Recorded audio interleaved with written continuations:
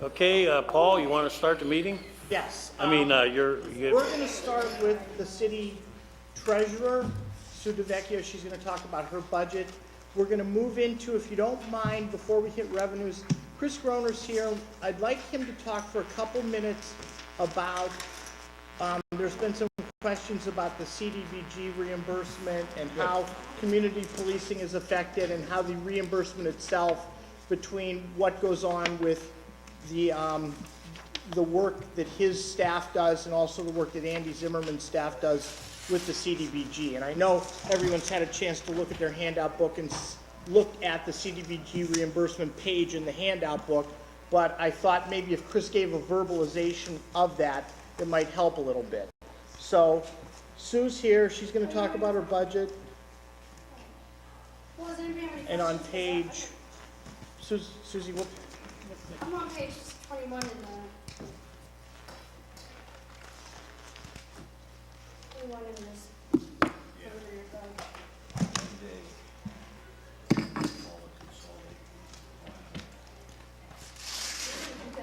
We're going to do that because part of the GFOA budgeting, I'll be quiet. Has you got any questions? Yes. no. Well, I guess the first off, Susie's budget includes no changes in FTEs, benefits, FICA, pension, group, comp, and deferred, proportioned out based on the expenses of the whole. And below the line, I think I'll let her go. Sorry. Yeah, nothing's really changed much. Couple decreases. Yeah, I really, I didn't use all of my professional services or education and training. Not supposed to include any kind of conferences, and I didn't go to the Pennsylvania League of Cities this year, or the Tax Collectors Convention. Hopefully I will be going to them 2019. My girls have gone to Excel classes, but I have the same crew, so they didn't go again this year. Try to get them to go, you know, I think it's important for them to have continuing education in that area, because they work on Excel. But I think in the interest of saving money due to budgetary constraints, Sue and I had talked about it, and she said that that's why she didn't do some of those things. Right. Sue, overtime, and just, I know it isn't a big number, but normally why would there be overtime? Well, during the tax season, we kind of work through our lunch hours, or they do, just because I don't like to leave a girl by themselves during the hour. So I've had, two of the girls are fairly new. They've just been there a year. And so I don't like to leave them there by themselves. So we need to have somebody there that can go in and make change. You know, I mean, so- I get that, I didn't know if maybe you could stagger something so there isn't I two do there stagger them, but it still leaves one girl by themselves. at one point. Yeah, so, and then, I don't really have them coming in after hours, so that's usually just working through their lunch hour. You know, once in a while they'll work till, I see it's down from 5. prior years, well, that's because I only had, one girl, I was down in person for a while there, if you remember. I had a vacant position for a while, but, oh yeah, I remember that now. and I led the way for everybody to hire their own employees now, all elected officials. Oh, he remembers too. Yes. Yes, I do.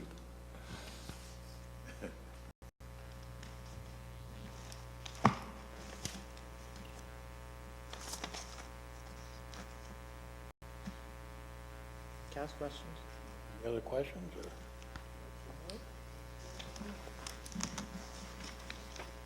Susan, thank you very much. Thank you.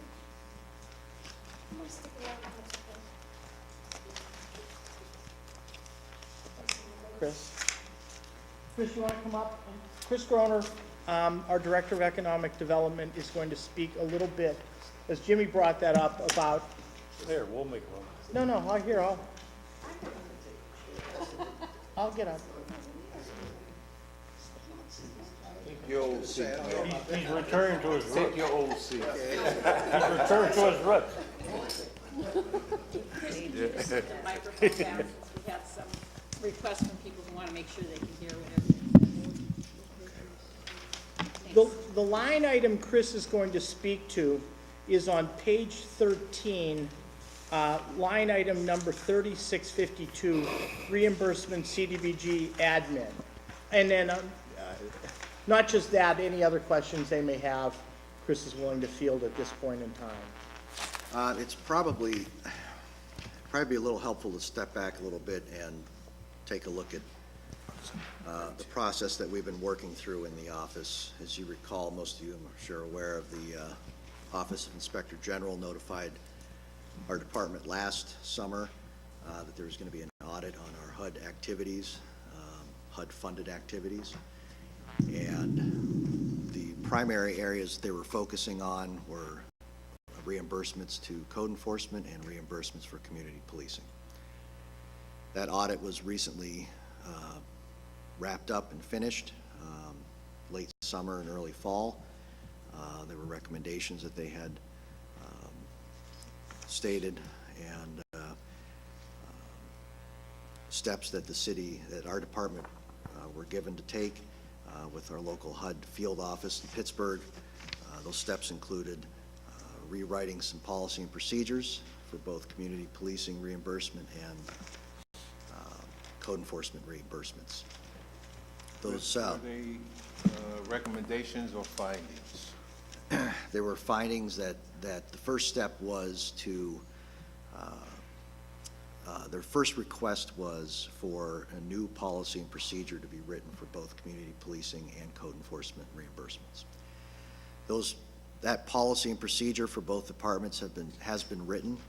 It has been submitted to HUD. HUD is now in the process of communicating with OIG as to whether or not that is acceptable.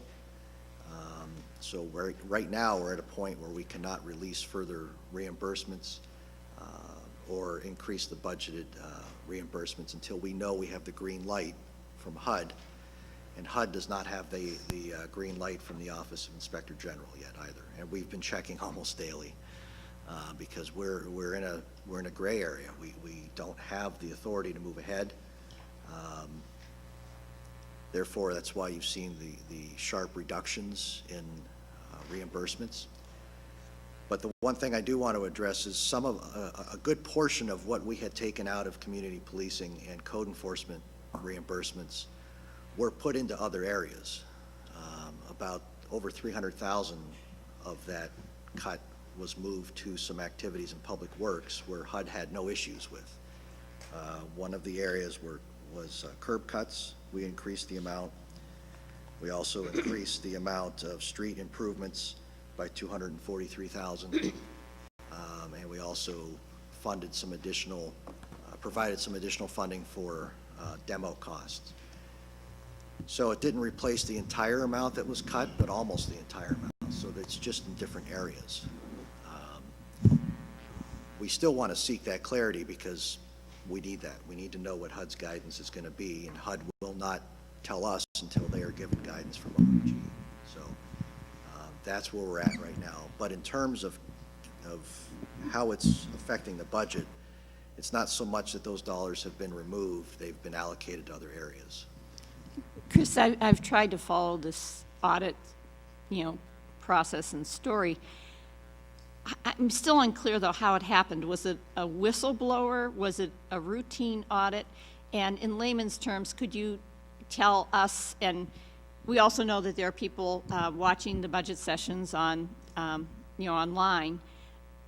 Could you kind of sum up what the issues were from HUD? I mean, I'm still confused about if we're talking about that waiver that the city had, but could you make it into like layman's terms what their issues were, and if you can, why we were audited?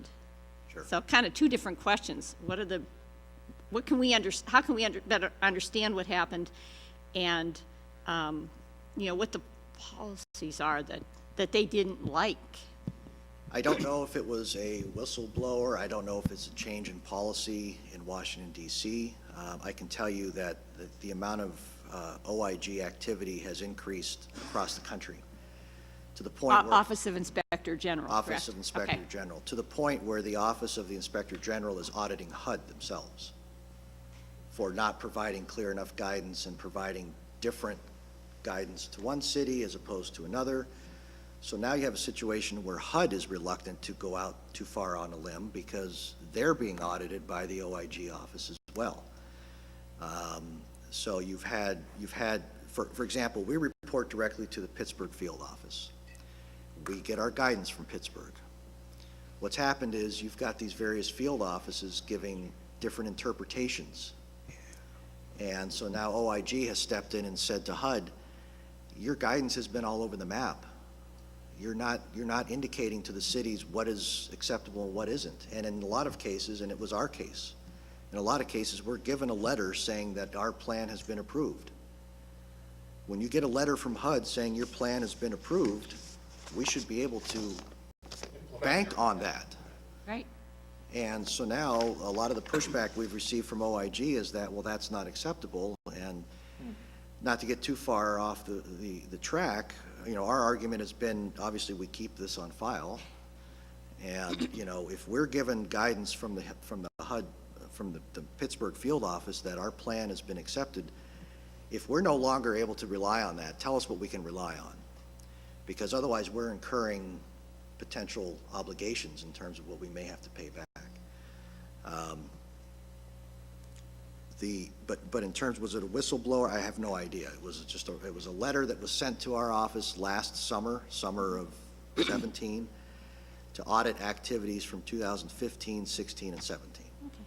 Are there any other cities in Pennsylvania that, in the Pittsburgh field office, who are subject to an audit, or Currently, I'm not aware in of. Pennsylvania or the In region? other areas of Pennsylvania, there could be in the Pittsburgh region. I'm not aware of any right now, Okay. but I mean, there's cities throughout the country that you know, randomly. I'm sure there's some of this. I'm sure is a product of random auditing. I believe the city was audited in the late '90s. But thanks for that. That context is important. Thanks for. But I also want to hit on your second point, the Okay. public service cap, because there's been a lot of questions involved with that. And this is an area where our documentation reversed one of OIG's findings. Okay. One of their initial findings was that we had exceeded the allowable cap. Under HUD guidelines, public service activities can be no more than 15% of your total allocation. However, back in 1982, they allowed cities that were funding beyond 15% to remain at that level if they opted to. We did in 1982. However, nobody's here that was here back in 1982, and or Now we know where the fault lies. But in the case of HUD as well, I mean, you're dealing with folks at HUD who weren't here 35 years ago. So their pushback was, well, you know, you claim that you're exempted and you're grandfathered into this, but you're not on the master list. So we, believe it or not, had the paper copy of the letter authorizing us to be exempted from that. It was a little yellowed, so we submitted that. Clearly defining that we had funded at a rate of 22% in 1982, which locked us into that ability to continue. They still challenged that letter, saying that that's all well and good, but that was not on the authority of HUD. It was on the authority of just the Pittsburgh office. So then we engaged with Senator Casey's office to help us with this disagreement, and I'll thank them again. I thanked them at the time, and I'll thank them again for stepping in. Senator Casey wrote a letter to Secretary Carson saying that here's the authorization that you had received, that you had sent to the city of Erie over 30 years ago, that you should continue to honor this, because that directly affects the neighborhood centers and how we can fund those types of activities. So So in the initial OIG audit, that was one of the findings. That finding has been removed. And again, I thank Senator Casey's office for stepping in. I also, our Assistant Director, Deb Smith, who is very knowledgeable in this area, really led the charge on getting that reversed as well. And so that has been removed. But that's a perfect example of, you know, who audits the auditor. And they were sticking to their position on that. And fortunately, after a few months, we got that reversed. So. Okay, so with that being said, Chris, the 61,000 that we're showing budgeted for this year for community policing is the max we can use out of I have that? not been given authority to raise that. And I would be reluctant to change that because we could be creating a situation where we would have to pay HUD back potentially for unauthorized activities. So I would strongly recommend we do not do that, because that, in their initial audit letter, the two areas that I believe triggered this, and they stated this clearly, was what we contributed to community policing and what we contributed to reimbursements and salaries. So we've addressed that. And you know, it affects the budget, but we are not going to continue to fund activities in a way that they had an issue with. So, you know, hopefully they'll accept the new policy and procedures and the new guidance that we've provided with them. I can tell you that HUD themselves seem to be okay with this on conference calls we've had with them. But now HUD is looking for OIG's approval.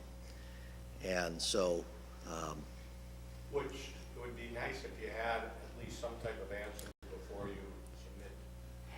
right, correct. Well, we submitted the next year's plan, but we did it at the reduced rates. And so we had received a letter saying that plan had been accepted. And we're going to keep that letter, and we're going to keep that letter in a safe place. Copies. But, you know, in the meantime, it's frustrating because we're in this gray area. We don't have the green light yet to fund things the way we had before. But again, I want to stress that most of that money has been actually put back into the budget in different ways. So it's not like you were cut funding, it's No. how you, Correct. We had, I mean, our award letter is 4.2 million. That actually went up a little bit. The question was how it's going to be utilized. So, and again, most of it was public works related. We had an additional 300 and some thousand that we put into their activities now, because those were not within the scope of the audit, and HUD indicated, and they approved our plan that we submitted, that they were okay with these activities. So. some new ones that you're putting in the queue is what you're saying. Right, for example, again, we initially had 200,000 for street improvements. We bumped that up to 443. We had curb cuts, we put an additional 25,000 into. We increased our demolition to try to go after some blight. We increased that by 65,000. So we put it in other areas that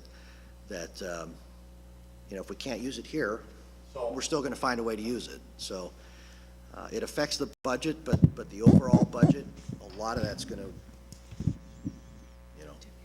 I just wanted to say, I just Googled, and Well, it looks like, here's some headlines: Richmond, city to repay federal government 1.4 million. Audit recommends Modesto pay back as much as 1.9 million. So just to add that additional context, that, and I do wonder if, you know, where the policy is coming from, because it seems like there is a lack of sympathy and empathy for what cities are struggling with under the current administration. And the current head of HUD, who had no housing experience when he was named to that cabinet position. So anyhow, so I feel a little bit better.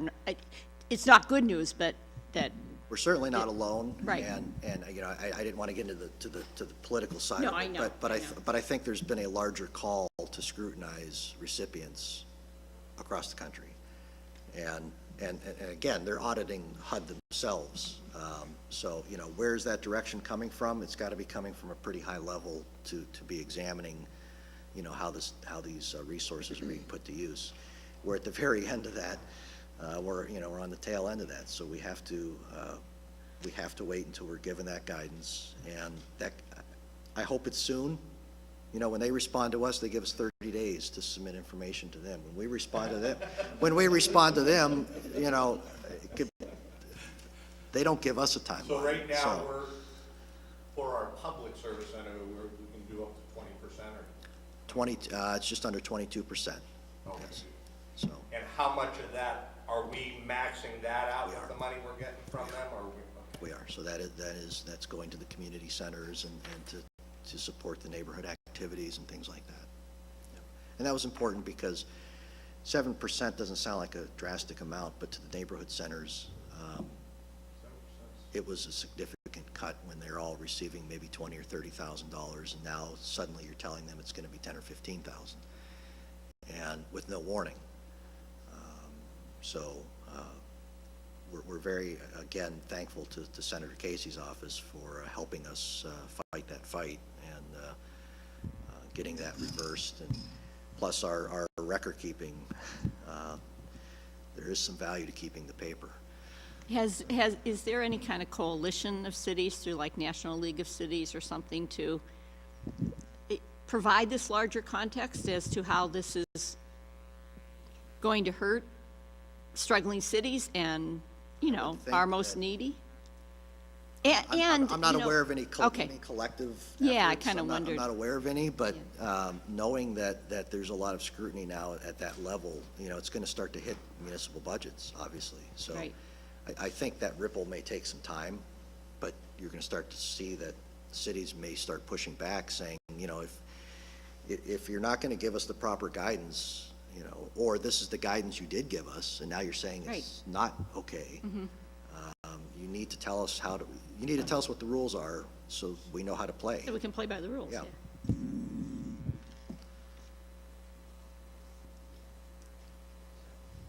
Hopefully that helps a little bit. Any other questions? So I thought that was very important because of those two line items that show the amounts that we get reimbursed from CDBG. Any other questions for Chris about any of the things they're doing, have done, or thinking about doing? You want to talk about your loan fund maybe a little bit? Maybe we talk about activity in general. I mean, I think we've really tried to increase, you know, the capacity that we have to be involved with economic development. I've tried to, first of all, we've done it with a leaner staff. I want to make note of that. We've reduced our head count. Everybody's taking on a little bit more in terms of duties. You know, I've got 3 loan funds now up and running that are really deploying those dollars into projects that are resulting in job creation. You know, we have a modest amount of grant assistance now for small businesses. My goal is to continue to try to push on that capacity and build it out even further, because I think we've all heard the argument before that, you know, there's nothing for me. I'm a small business. There's nothing for me that you can help with, and I'm trying to change that narrative. So I'd like to bring you to a meeting with the president's permission. And, you know, going forward, so we know what you think are the steps necessary to start rebuilding the infrastructure of the city. You know, sure. where do you think we need to go? Because I got my ideas, everybody has their own ideas, but I've talked to business people. I'd like to hear your perspective. I'd welcome that, because, you know, we may be pulling in one direction and somebody else may be pulling in another. At the end of the day, we're not getting anywhere. So, you know, we're really trying to, again, push that capacity out. I mean, you know, we managed the $4.2 million in HUD funding. By the end of the year, there's going to be roughly $40 million worth of grant writing that has originated in our office. Close to $3 million in direct business lending. Various micro grant activities with small businesses, and then the things you don't see, the consulting and the advice that we give to the small businesses, whether it's, you know, how they're dealing with real estate transactions or environmental issues, or, you know, things that we're not directly involved with, but we get those calls every day. So, you know, we're really trying to stay active, and we'll continue that push. Chris, I actually had a question from a citizen, which I should have asked earlier because she asked this probably about maybe a month ago. I think we were at one of the Jefferson Society Global Summit meetings, somebody who's retired and would like to actually contribute, I don't think to the revolving loan fund, but to the small grants project. She said, I have a little bit of money, and she wondered, is that possible? Is there a way, if you would like to directly contribute to because you have grants and loans, so is it possible? And if so, how would somebody do that? And this is not going to be like a huge windfall, but I thought, Oh, well, wow, that's here's nice. somebody actually Sure. thinking, And civic-minded. these are modest amounts for businesses, but it's Right. not, again, it's not a windfall for them, but it's meant to, to push them over the line to get them to open that little storefront. So we're talking grants that are between $2,500 and $5,000. Typically, they're part of a larger package. Sometimes it's coupled with financing assistance or some other assistance, but how they can contribute to our flagship fund. Yeah, that's what she And specifically I'll asked. defer to Paul. I know we have a contribution line on the revenue side. So I would say if they want to make a contribution, there's a line item. And if they note what they want that to go towards, then Paul can notify me that here's $200 somebody wanted to put towards the flagship fund, and Yeah. then, Why don't I put her in touch with you, though, because I'm thinking about what a great opportunity at a press conference to say, here's a citizen who stepped forward with no strings attached, and then you have the opportunity to say, anybody else out there would like to do this? This is how you would do it. So I will give her your contact Yeah, have her information. call me directly. Okay, thanks very much. Is that everybody? Are you involved with the Gannon University Small Business Education that the they do? SBDC, absolutely, yep. And a lot of the, I don't have a number for it, but maybe a third of the smaller businesses and the smaller financing deals I'm involved with, they'll actually originate their projections from SBDC because there's no fee. There's no charge for them to do that. So the larger companies, they have the capacity to have the accountants produce pro formas and financials, but the small businesses, they don't have the time, they don't have the resources. So oftentimes we'll recommend them to go and to meet with SBDC, and then they'll come back with what I need to take a project to my loan board, because there's 9 or 10 items that I need, and small businesses typically need a little assistance with that. So we find them that assistance. And I know it's they've been also, good to work with. you just went to, or people on your staff have been, keeping tabs on opportunity zones and the accelerator. Is there anything there that is going to pop on that? I know that that again is a complicated thing, but we had some good news earlier in the week with the Bridgeway Capital creating its $5 million enterprise fund for minorities, and the Spirit of Erie Fund, I don't know if everybody saw that. I think separate, or maybe Spirit of Erie would invest in opportunity zones, I'm not sure, but if you could just tell people about that, because there's so many acronyms out there, but it does seem like we're starting to get some capital in Erie too, which I would think would help We are. your office. We are, and that's really the lifeblood of a project. If you can't attract the capital and investment, a lot of times people ask how many jobs are being created. The real question is, what's the investment being made? Because that's ultimately going to lead to the jobs. The Spirit of Erie Fund, I did meet with the founder of that fund a while back, so there was some indication that was going to be coming our way. And the new fund with ECRA and Bridgeway is terrific. That $5 million will be deployed. There's a need for it. Because, for example, with my funds, I can't do those small micro loans. I can't do those out of enterprise zone loan funds. It's the bylaws state that it has to be written a certain way, there's certain guidelines. So I get those calls. I need $20,000 to start a small business. We find them those resources. But the capital, you see the capital starting to flow to where the incentives are. And Treasury did release their guidelines. It's probably been about 6 weeks now since they released that. And so now you're starting to see the formation of funds. That's the first step, because for you to invest in a project in a zone, it has to be in one of the qualified funds. And a fund could be in the form of like a mutual fund, where you might have passive investors looking to just invest in an area. They could be more actively engaged. A fund could be an individual, you yourself, if you're a qualified investor in the eyes of the SEC, and you have capital gains to shield, you can create a fund in your own name.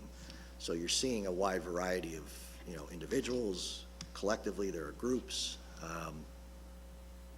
So you're going to continue to see that taking place now, and I think people are starting to line up their projects over the next few months and seeing where they want to deploy that capital. Our job is to put it in front of them and say, here, don't forget about this parcel and this opportunity. And we had a meeting yesterday on that very topic that, we constantly have to be putting these in front of investors. They don't have the time to comb through all of these opportunities. There's thousands of these zones across the country. So it's a challenge to get their attention, but we're trying to do that constantly. There'll be an investor summit in March where they're going to be, jokingly, I think it's going to be kind of like speed dating, where you're going to have investors and you're going to have potential projects, and you're going to go on in there and say, hey, depending on what your hurdle rate is and what you're looking to make on this project, here's some potential projects for you. So we're looking to get ready for that in March. But again, we're constantly trying to push this out, spread the word. And there is a job component to, that's part and parcel of the opportunity zones, is making sure that there are jobs for those in the disadvantaged areas, right? It's the opportunity zones, or in terms of, Well, that's what largely guided the creation. Right. When we sat down and selected the tracks, you had to meet that criteria up Right. front. They had to be low to mod tracks. You had to be primarily industrial and commercial, although residential housing projects qualify too. So by virtue of where you chose your tracks, that's when you hit that. They were not going to approve affluent tracks for that. Where is the summit at? Stanford. So looking forward to having an opportunity to face-to-face with investors. Thank you for all your hard work and diligence, because you're bringing hope to people who otherwise would not pursue that opportunity. Well, thank you. We've got a good team up there. We've got a business development officer that's out every single day, meeting with businesses. I think this year we're going to be close to 250 business meetings, outreach meetings. We're proactively going out and meeting with the businesses and trying to figure out what their needs are. And the only way you can find that out is to go and meet with them. And the feedback is largely positive, but even when it's not, we need to know what that feedback is. So, but thank you. Thank you. Thanks. One other thing I'd like to say about Chris's department before we change the slide up there. If you look at page 60, which is their department, you'll see that their total expenses are down last year to this year over $144,000, large extent because of the reduction in staff. But that's what I asked our managers to do, and Chris and his department have really implemented it well. So just wanted to point that out. thanks.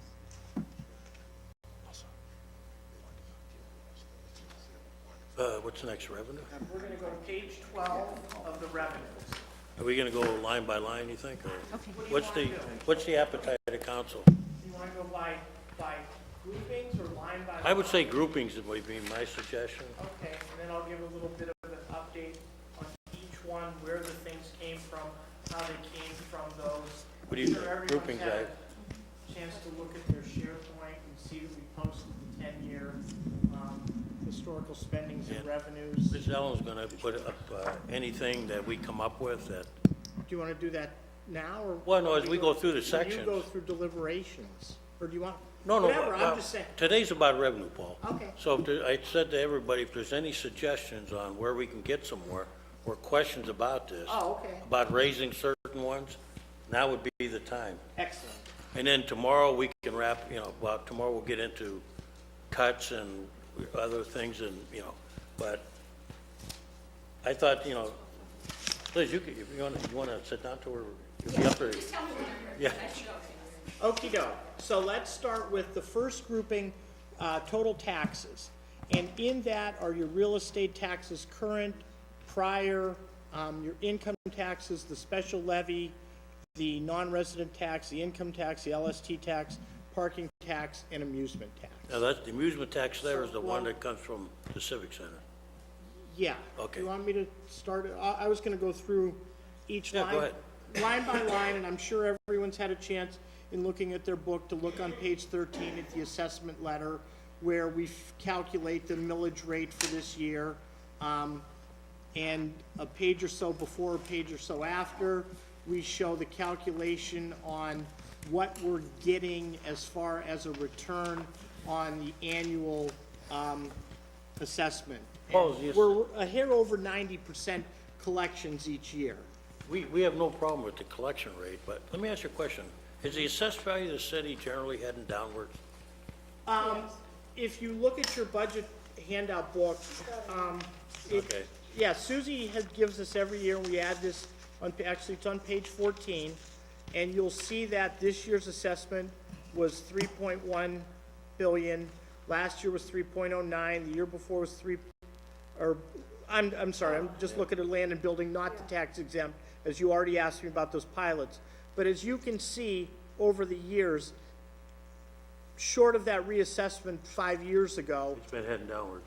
no, it really has 3.014, 3.011, 3.045, 3.058, 3.133, 3.090, 3.104. It's hanging on page 14, Okay, right there. got it, got it. So it's been hanging right in the same neighborhood. I guess the question is, if you look at the next reassessment, will it be in the same, you know?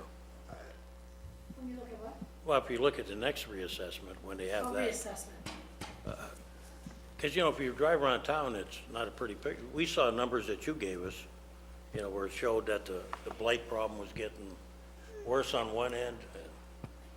I mean, it looks nice when you got Erie Insurance Building, I but, think the county is trying to keep it up to date so that they're not gonna have a big hit of a reassessment. I think they're trying to keep it at even,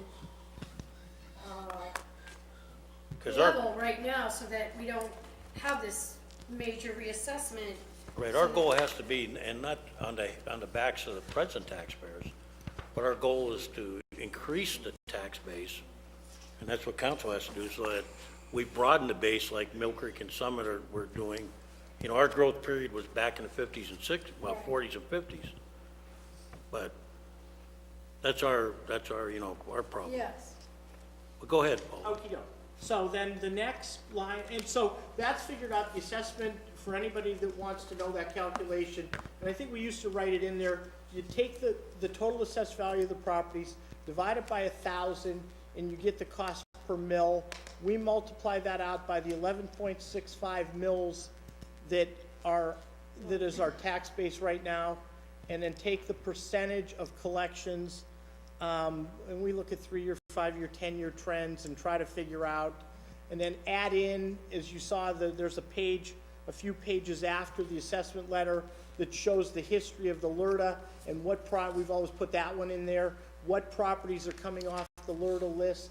In 2019, there's about 200,000 or so. So you add those in to the assessed value, and we come up with 32,900,000, and hopefully we get our 90.3% collection rate, and it all comes in. So the next line item is our real estate taxes prior. And after 1 year of your tax bill being out there, your tax bill gets sent over, and Sue, I'm gonna speak to this in layman's terms, where you could be much more eloquent about what happens. But your tax, if you don't pay your taxes the year of face, they get sent over to the county in the delinquent pile, and that's what this is. And every year, we collect about $2.8 million in delinquent taxes, flowing down about 5 or 8 lines, about 10 lines, line 3191. Those people that have their taxes declared delinquent by missing the 1-year payment date get sent over to the county, and they pay interest and penalty on what their balance is. That also includes this year's Yes, penalty. this year's, I was gonna get to the, so, Sorry. no problem. So if you miss face, you actually pay a 10% penalty this year, and that comes out to a couple $100,000 every year. Now, So- go ahead. So what we get out of those two line items, the prior and the real estate penalty and interest line, is about $2.3 million every year.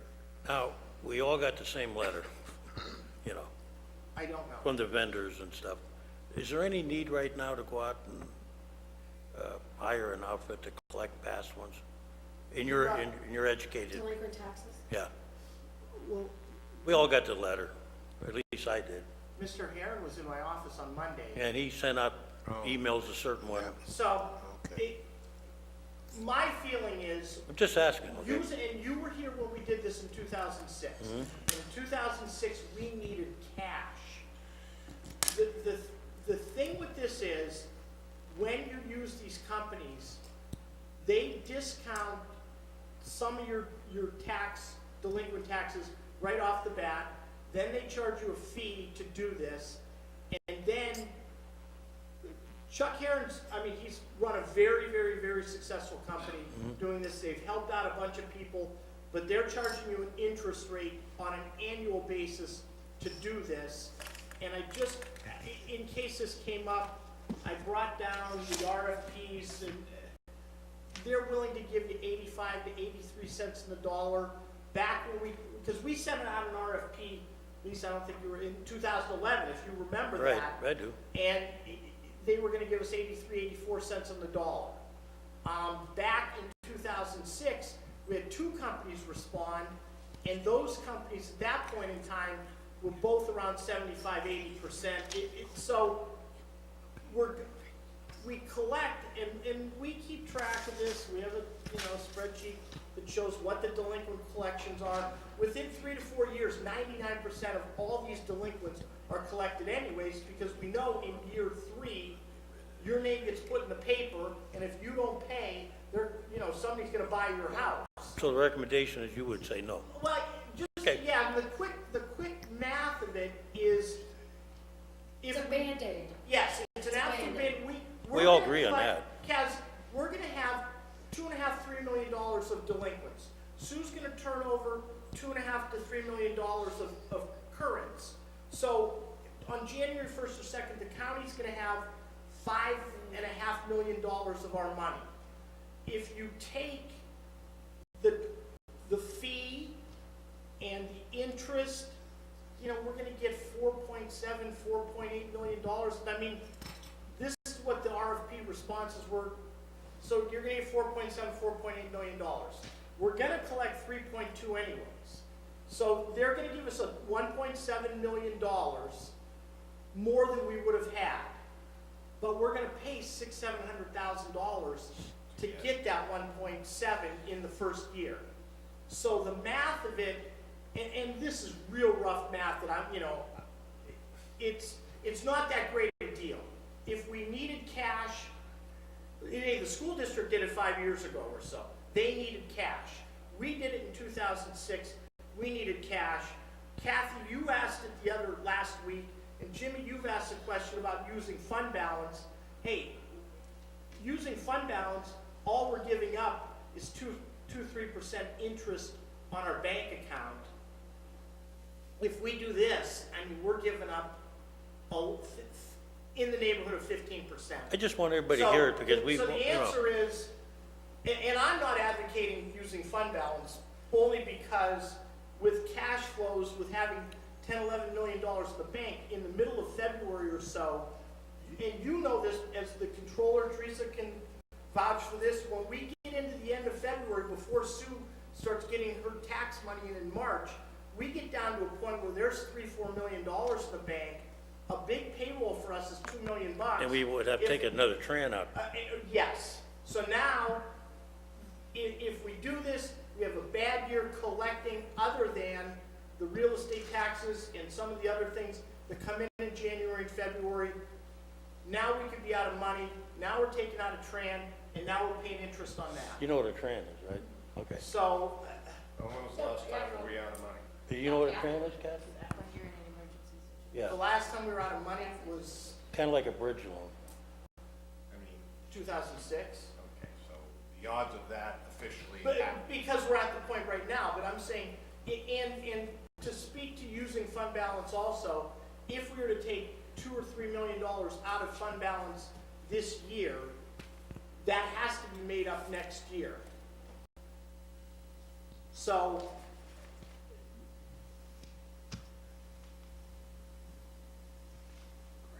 Proceed. okay. Unless, you know.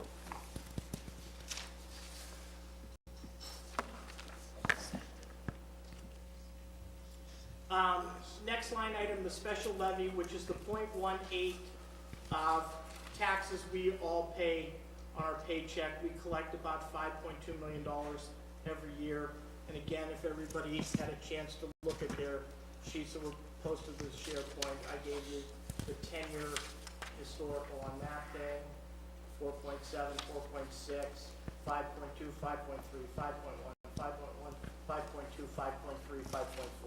So that's where that number comes from. The non-resident he sent it to income SharePoint. tax, which are business owners that pay their income tax for owning a business in Erie and living outside the city, that's about $500,000 every year.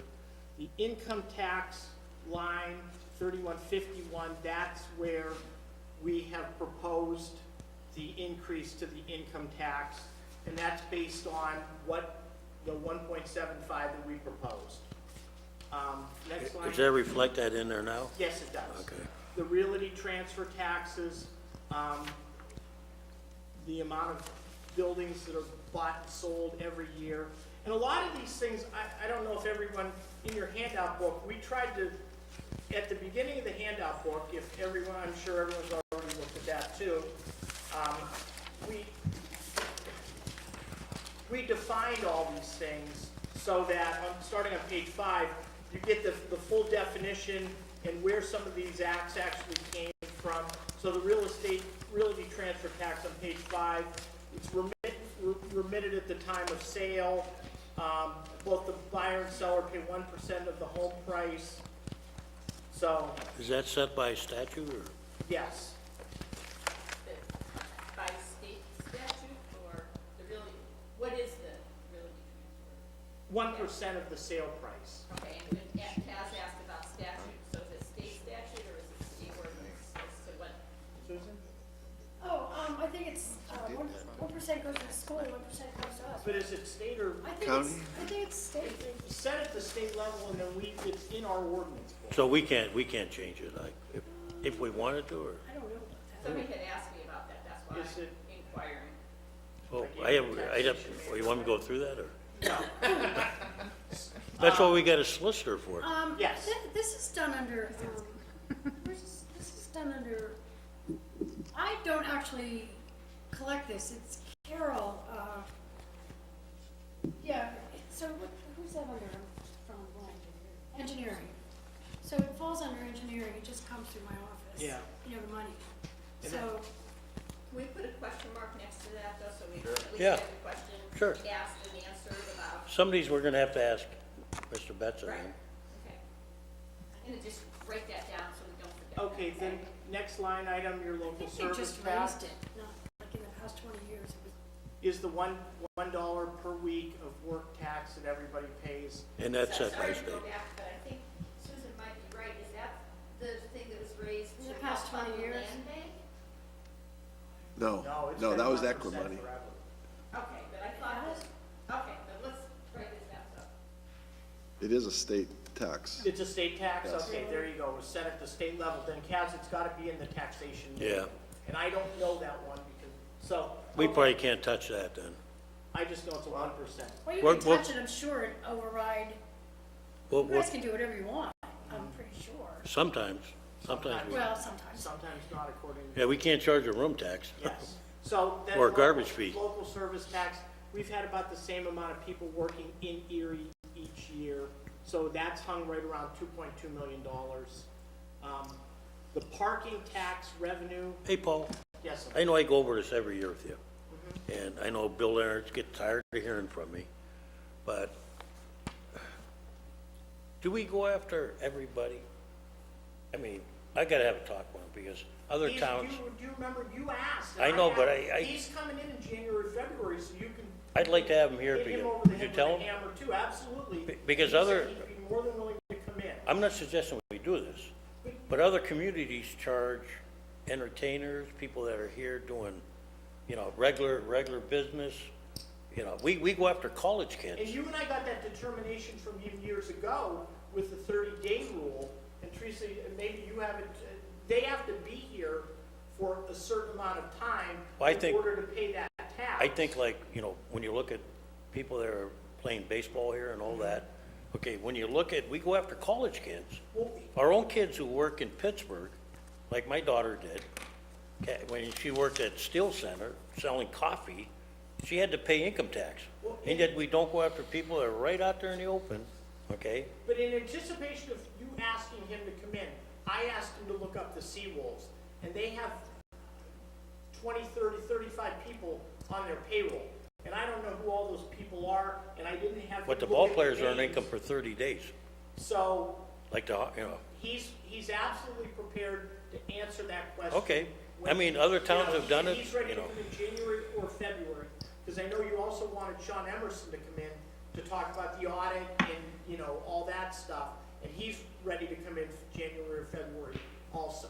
Yeah, I mean, if So- we're gonna tax our kids out of town, we're gonna start doing things a little different. Hey, Cass, who's coming in, just for those of us who don't know, who are you asking to come in? Bill Leonard, who's from the, Berkheimer. Berkheimer, our tax collector, for the county, he collects for the whole county. And you and I have gone to those Erie County tax collector meetings. I mean, they're, that group are, I don't want to use the word, more diligent than anybody. Yeah. Because they all lost their jobs with the new state act. Right. They want to make sure every penny that should be collected is collected.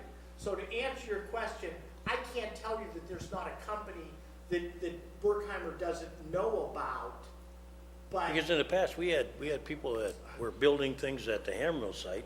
They were here for a month, 2 months. And they probably felt And the inside union, of and that the, number. and the union guys came up to me Number of going, days. how come we gotta pay taxes because we're local and they don't? Okay?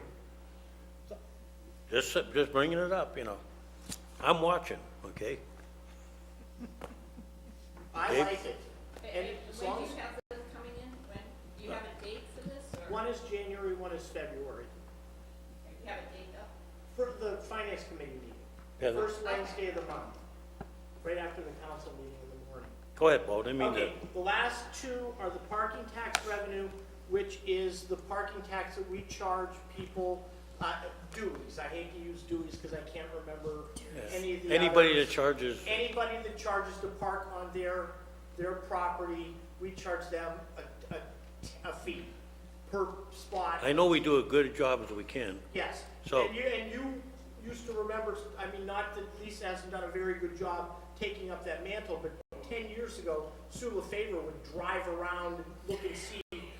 She Well, would, where there were well- parking spots. She did, yeah. Well, the So, argument was, what happened- we had a lot of arguments, you know. Jim's asking me why that number is down right now. We're in the process of renegotiating the contract with the parking authority, ended December 31st. Is that included in there then, right? Well, no, the money hasn't come in collected yet. Right. Because we're in the process of renegotiating that contract. But it would go in there, and that, If it would Yeah. go in that line item, if once the, you know, they have some things that with the, you've been involved in those meetings with Yeah. Lisa, which we're gonna talk about when we get to the top of page 2 about delinquent parking tickets, so let's move on from, no, go ahead, and you can tell everybody about all the good things that are gonna happen there. unless somebody wants to raise that fee, that's up to council. Yes, You know, if somebody wants to raise that parking fee, I don't know,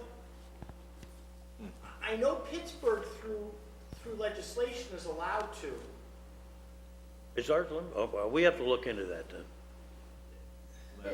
Parking, If that's, we'll see if there's any wiggle room there, just so we know where we are if we want to do stuff. Cass, what does that mean, parking? Parking, now, we.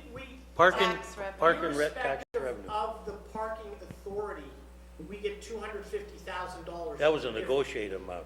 No, the parking authority is separate. I'm saying irrespective of the parking authority, we get $250,000 from the parking lots. Yeah, So at $15 per 15%. 15% per spot, you know, they kind of negotiated under one regime. I remember that. the parking authority, Yeah. yes. But so, I just want to make sure, Paul, so we're talking about two different sources of revenue. in that same line item, One one would be parking lots and one would be, parking authority. okay. And right now, the parking lot is 15%. % of the fee that you pay to park it. So if you pay Lichtenwalder lot a buck, you give a dollar, we get 15 cents per spot. And then there's additional revenue that comes from the parking. Parking lot. authority, correct. Right. That's because we let them, you know, sometimes we Well, rezone land so they can park. Cass, they are a municipal authority, so they fall under the authority law where that agreement we have with them, Was a lot about the bond rewriting too.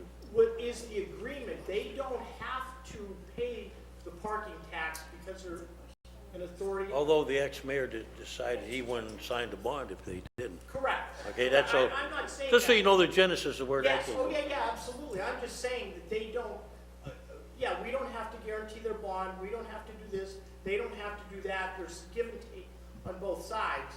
But at the end of the day, they Oh, don't have to absolutely, give us that absolutely, money. Paul. Okay, But at the end of the day, now they do Because, well, one of the mayors basically said, hey, you know what, we never charge you, and we do all this, so how about, you know. So there was an agreement. okay. Next line item is the amusement tax. Based on the historical numbers, what we collect each year, it's about $240,000. Okay, you want to talk about, I'd like to request that one, what's you? I agree with Cass, because I think if you look at the early intervention report, 2005, it recommended a 5% amusement tax. The city opted to go with 3%. I think it'd be interesting to go back and see, and I think it could be done, how much would we have had if it had been 5% with that original recommendation. I know talking to citizens, we aren't trying to tax people to go out of, not come down here. They view this as a way to spread a little bit of the taxation or the revenue generating around. So, Cass, do you want to? Well, I would say the Civic Center charges their own fee, and they have no problem with that. Then they jump on us because we charge 3. Around the whole Commonwealth, they're charging roughly 5, you know, most communities. And I hear the argument all the time, you know, he's going to give us $100 and some thousand. That's great for this year. What about next year? First of all, I didn't even know he didn't have to have building fees. That surprised me. Again, I never knew that, Paul. Look, I mean, I've been there a long time. I thought everybody had to pay building fees. So is that every tax exempt don't pay building fees? I mean, They pay to the state. state. huh? They pay to the state. Well, yeah, you know, they're skirting the periphery with that argument. I mean, legally, you're right, but, you know, they have an obligation. They take a lot of our tax exempt property. They have an obligation to return some back to the community. And, you know, they forget that back when the city ran the authority, I mean, we were the lead along with the state. Every time they had an operational shortfall, that money came out of the city. In those days, it was 100, couple 100,000. You remember, but that was big money back then. You know, there was never no acknowledgement that the city helped them. Parking authority plowed their lots, you know, and ran the parking for them and all that. Not a word of thank you. Now that they're the county and they got all this room tax, you know, now they, and all of a sudden they can't bring in entertainment. Well, I'll tell you, in any business, if you're that narrow, that 40 or 60 cents or $2 on a ticket is really going to cause that much grief, maybe you shouldn't be running, okay? I mean, he has no problem charging his fees. So, you know, if he wants to come in and talk about a pilot, I'd be agreeable to that. But one-time offer of 160,000, that ain't going to cut it. I mean, what do we do in year 2, 3, and 4 going down the line? I'm not against pro sports. I go to the same events. I pay it out of town, and I don't look at my ticket. I actually did have a question here because it says page 5, it says 3% of the ticket price over $5. And I think that that is to distinguish from the intramural games and everything. Although $5 is not in our ordinance. I'm not suggesting that It we. is?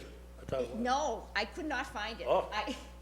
I think that this might be, I looked in it, it doesn't say $5. I'm just wondering if we need to amend the ordinance to make sure that it Let's says. make a note, okay? Okay, but actually, if you read the way this was written, 3% of the ticket price over $5, it actually sounded to me, I mean, I think it's just the way the sentence was crafted, it sounded like you buy a ticket for $10 and the 3% tax It's only on is the 5. only above, on the Yeah. 5. So I just think we need to clarify this language and then look at the ordinance. I know that the ordinance says we aren't charging for intramurals, but, I could not find the $5 in this. So Okay.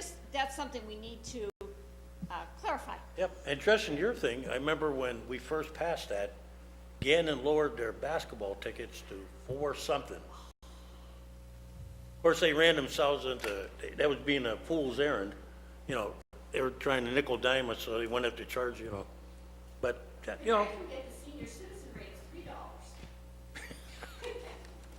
Okay, moving on, licenses and permits, and, Okay. as everybody has looked at in their book on page 22, we,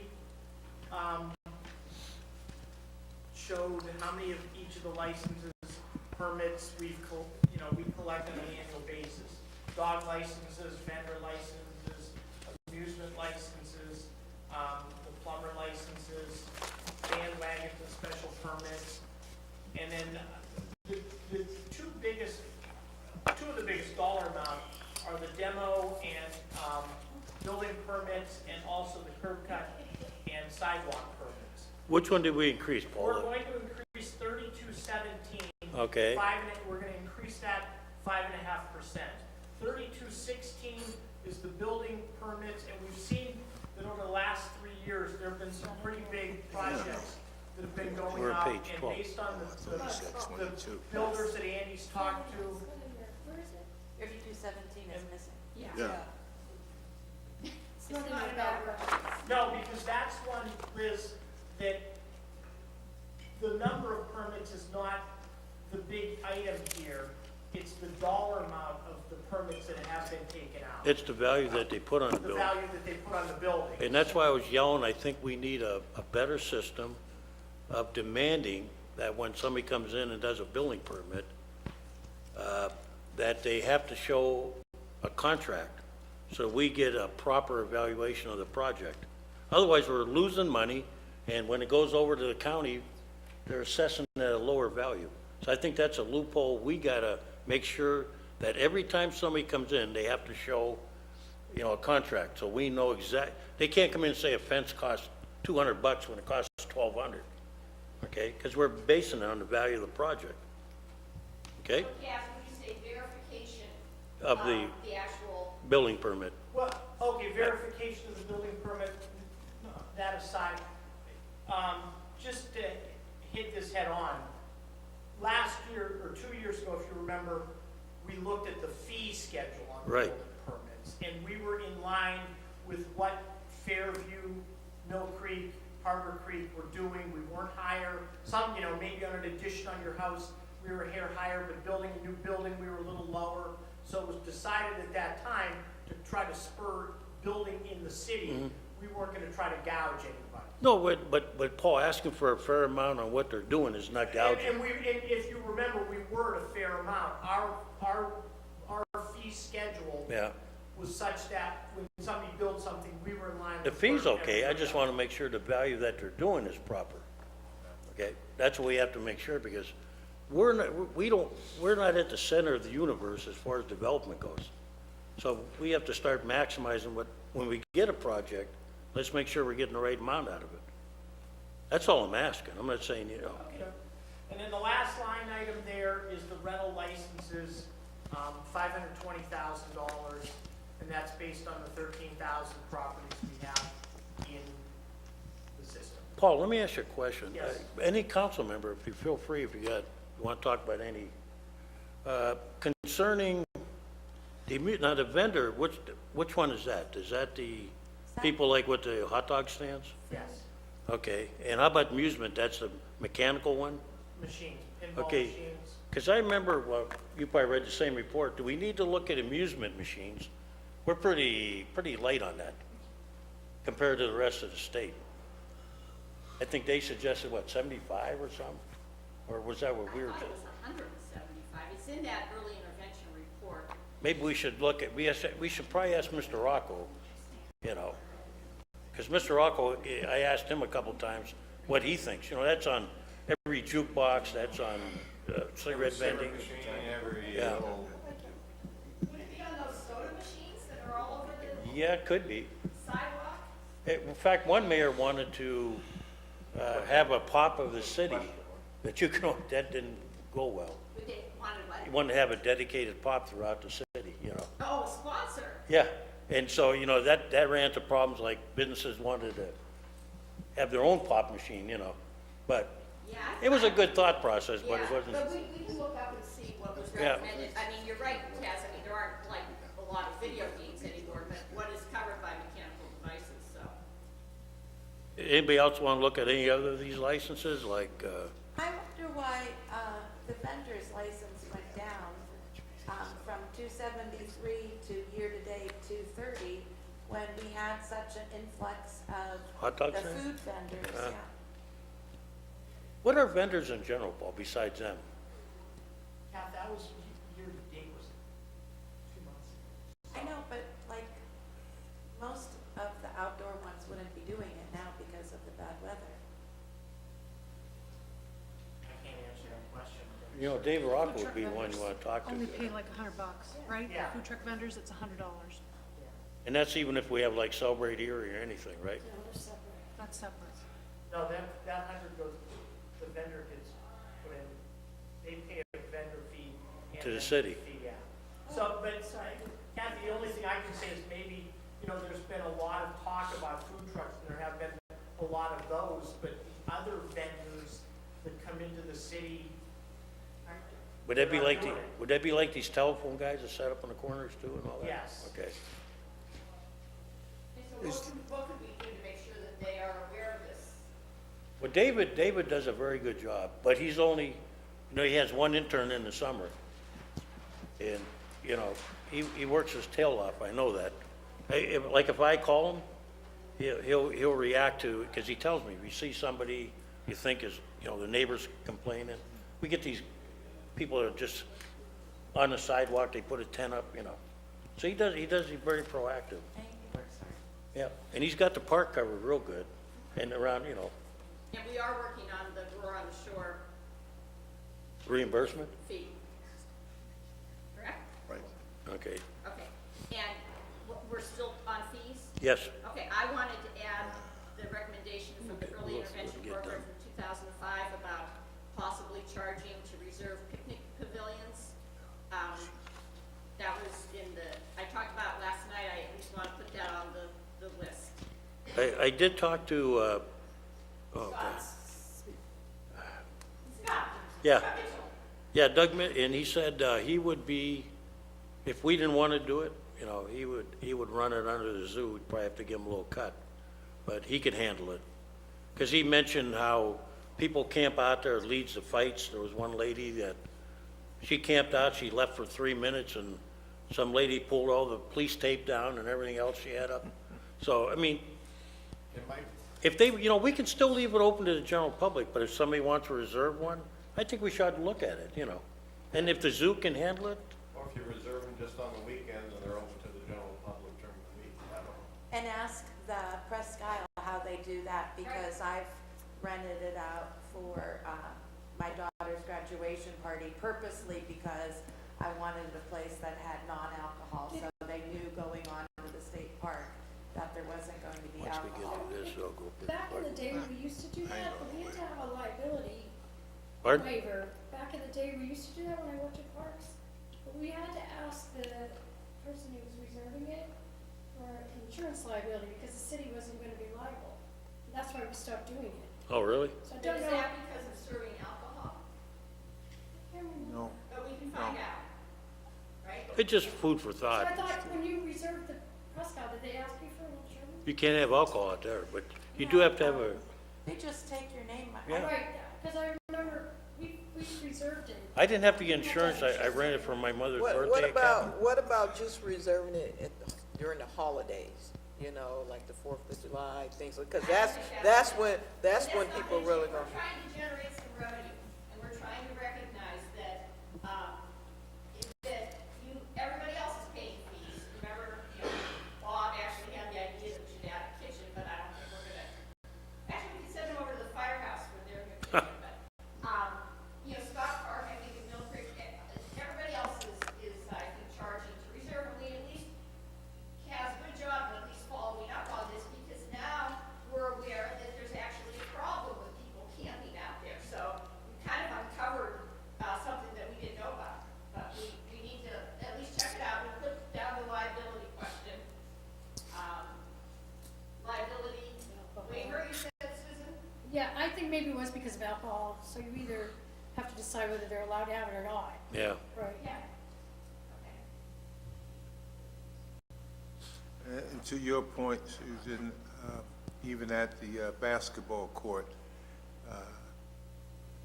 I require them, if it's not my league and someone want to do a basketball tournament on the weekend, I require them to get insurance for that weekend. And if not, and they have, normally they go to Erie Insurance and they bring back the papers for me, and I'm comfortable with that. If you don't have insurance, you don't play, you don't have a participation. Doesn't Dave require one for like the bandwagon and things like that? Don't we require one for the bandwagon? Yes, he do. Yes, he do. So I don't know if it's the same. Yeah. Also, the vendor's permit. Now, I know when they get a permit, they could set up anywhere in the city. No, Dave usually gives them a zone. If it's downtown, he does. Because he said otherwise it gets, Tries to work. yeah, he tries to work out a deal with Your himself. corner, my corner. But other than that, yeah, you're free to pretty much move around it. Okay, and the reason I bring it up, we have at the court during the summer,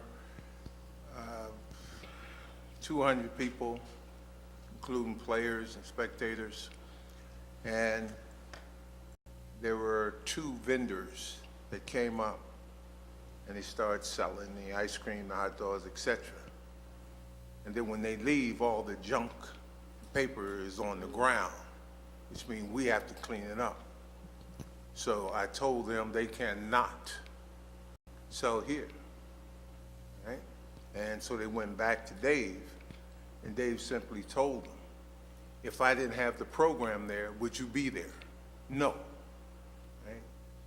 One left with no problem. The other came back and talked to me. He said, I'll help clean up. I said, I don't have no problem with that.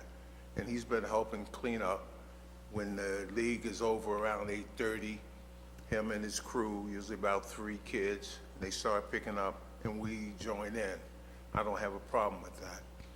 So I don't know if, can we change that? Do we want to change it? Just want to put it on the table in case someone come to you and tell them I ran them off between 19th Street, between French and Holland. It's about cleanliness, and kids aren't going, we got 20 barrels up there, and they're standing right next to the barrel and dropping on the ground. So you're saying that there should be something in Limitations. in the vendor permit that has a cleanup component, Mel? Well, that's good just for me, and the same thing, Anywhere. anywhere. I don't want to, we don't think we have that problem downtown. Adults do that too. I saw it at Waldemere. 3 feet away, there was a garbage can and someone just threw, Yeah. that's Just lazy. ridiculous.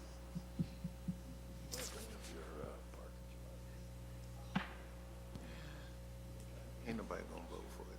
I have one more But we ain't got but 2. Yeah, Real strict. and I am really, I'm on a roll, because I'm gonna be the most unpopular person ever. Okay. Curtis Jones, the way it was framed when Curtis suggested it, when he was talking about the sidewalk, I had that, go ahead, I had that marked, you take it. Oh, okay, so this isn't, obviously, it's great, because it'd be nice to know how many requests we got this year for easements for sidewalk dining. That is an easement. It shouldn't be a penalty to say we don't want you dining out there, but it should be a recognition that this is an easement.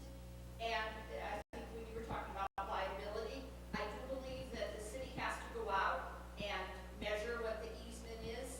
I looked up the fees that other cities have, and there's like an initial fee, and then like the renewal is a really low cost thing. I think we should at least put it on here without saying, okay, now we're trying to chase the sidewalk people away.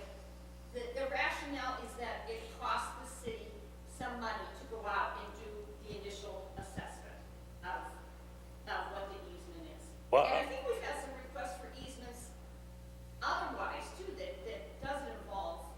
There's signage and, Yeah, so I think we at least should look at it.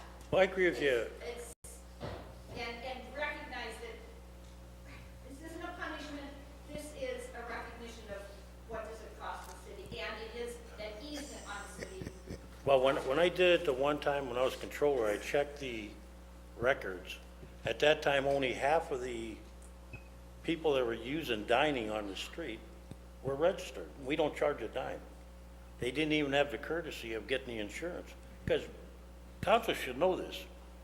The solicitor may disagree with me, but you got a lawsuit if somebody walks into a chair, a fight breaks out, a brick falls off the ceiling. We gain permission. Just by not doing anything, we've allowed it. So I don't think it's unfair to, I mean, the state charges you for an extension of premises to sell alcohol. You gotta pay extra for that if you want to sell beer outside. So I just think we should look at it.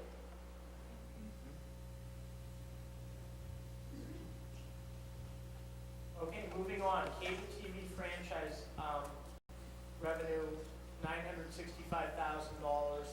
And looking back over the last 3 or 4 years, that's, since we changed the agreement with, cable access, that's hung right around that number. It may go So- down because people are, Well, we thought that, remember, you and I talked about that.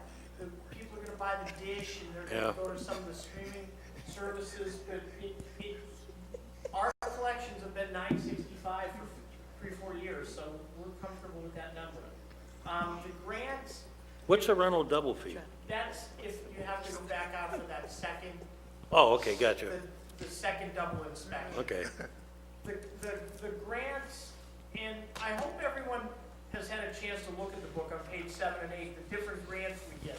That first grant is the PennDOT grant has number 3332 that you had asked about last night. Oh, the road? Yeah, this year we got $176,000, and we calculated out based on the number of runs the people in streets made, we get some money out of this.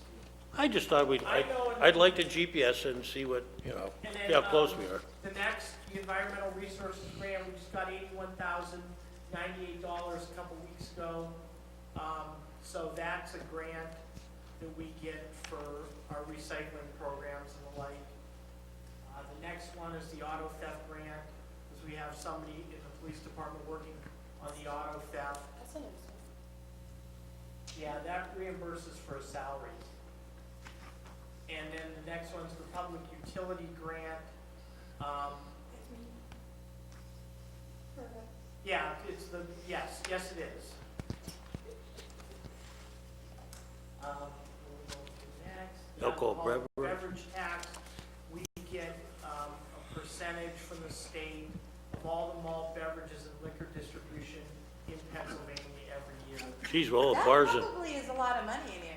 Well, should be a lot higher yeah, than yours. it's based on a per I- person population. Jimmy alone would, Really? It's funny though, because like, my daughter has moved to different places, and she's in the Bible Belt. They don't have bars like we have bars in Erie. No way. Or clubs. Next in line is the state aid from the pension. And there's a handout on that showing what the per person, per unit reimbursement from the state is each year, and it usually goes up 2.5% each year, so we budgeted accordingly based on what we got this year. Helps the cause. Yes, and the final, in the reimbursement grants is the county liquid fuels amount. And that's not our liquid fuels, that's an amount that flows through the county. There's a calculation they make that 0.5 cent of a gallon of gas sold goes to this fund, and then based on the number of people you have living in the state, it's just distributed to counties and municipalities. Year to date, or year to October 31st, we were up Yes. quite substantially. And That's a one-time, we get one a year on that thing. one a year. Yeah, so we got $141,000. Hey, Paul, let me ask you Yes. a question. How much do you guys charge when you rent out the portable potties? I don't know. For the what? Portable potties. Isn't that through a portable potty company? But they still have to get some type of, fee, or they pay a fee to put them there. Do we rent out the porta potties at all? Parks?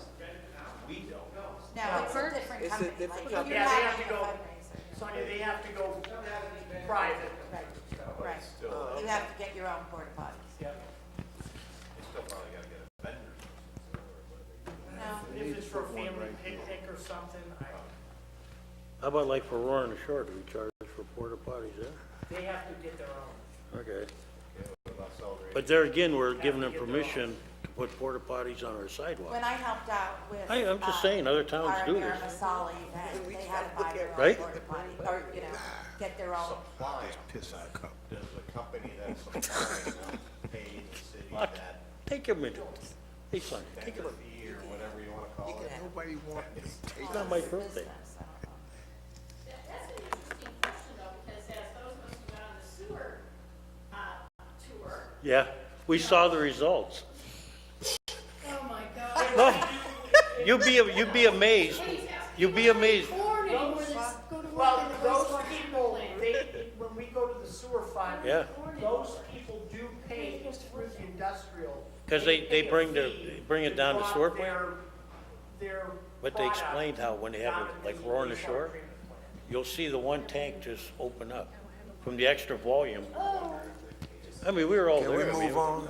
Yeah, that's not a good subject, but I know. it tells you what, you know, Shitty subject.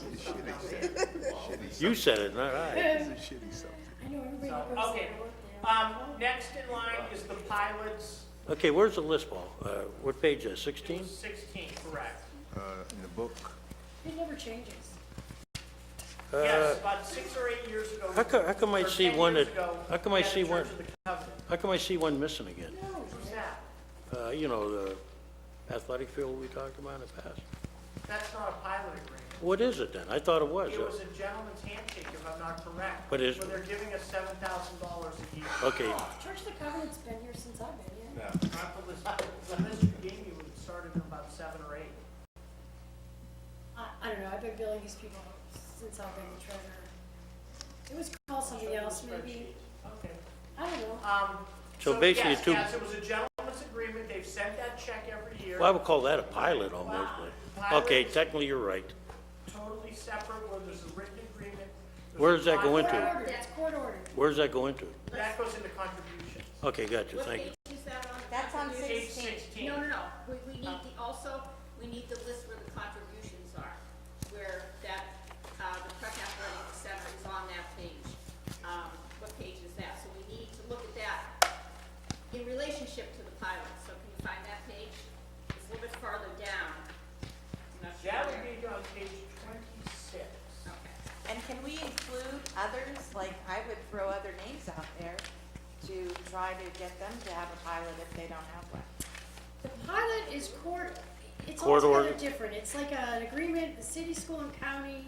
I'm not even sure how they come about. It's, If you read this thing here, it's a result of a court challenge by Yeah. cities, and they came up with an idea that if you want to settle with them legally, you had to set up paperwork, and it was a complicated, I mean, you'd have to be a lawyer to like, I figure don't it know if the out. assessment board took these like Hammett to court, and it's a court, it's an actual Well, by law. I can remember when the city challenged them way back.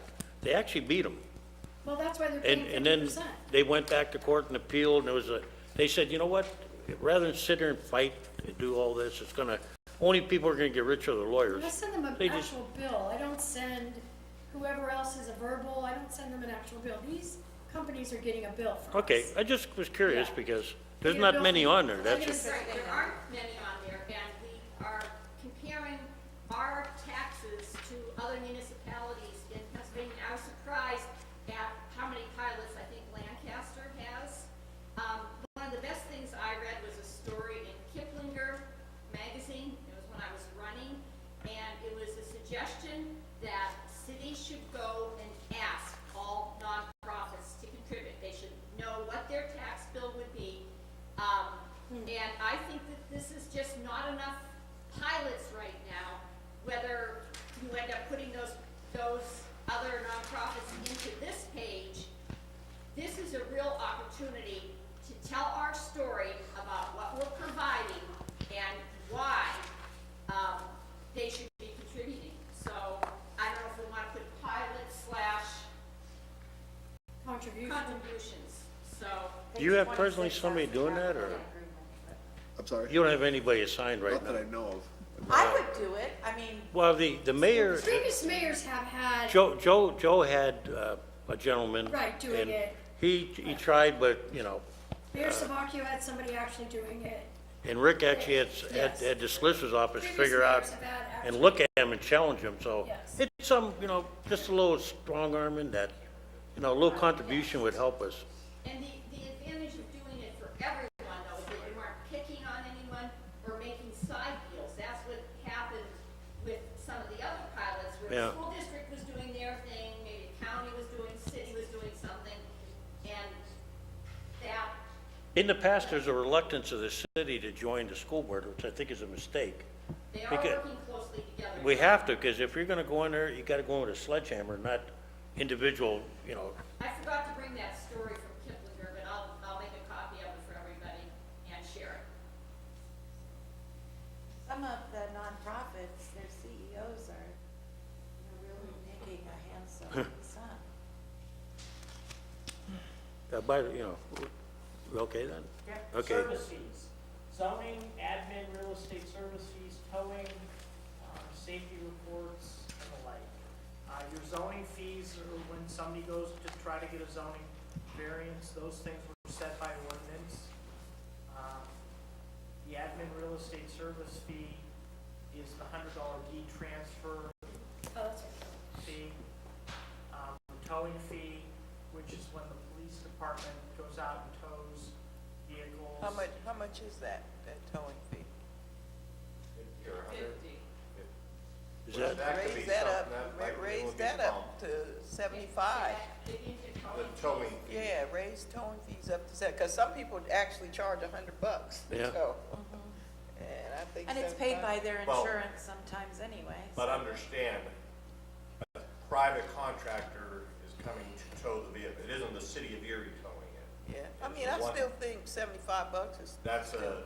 that's Good on money. top of the towing fee, which is fine. Yeah, they have to pay the towing fee. That as well as. Right. And the insurance company will cover.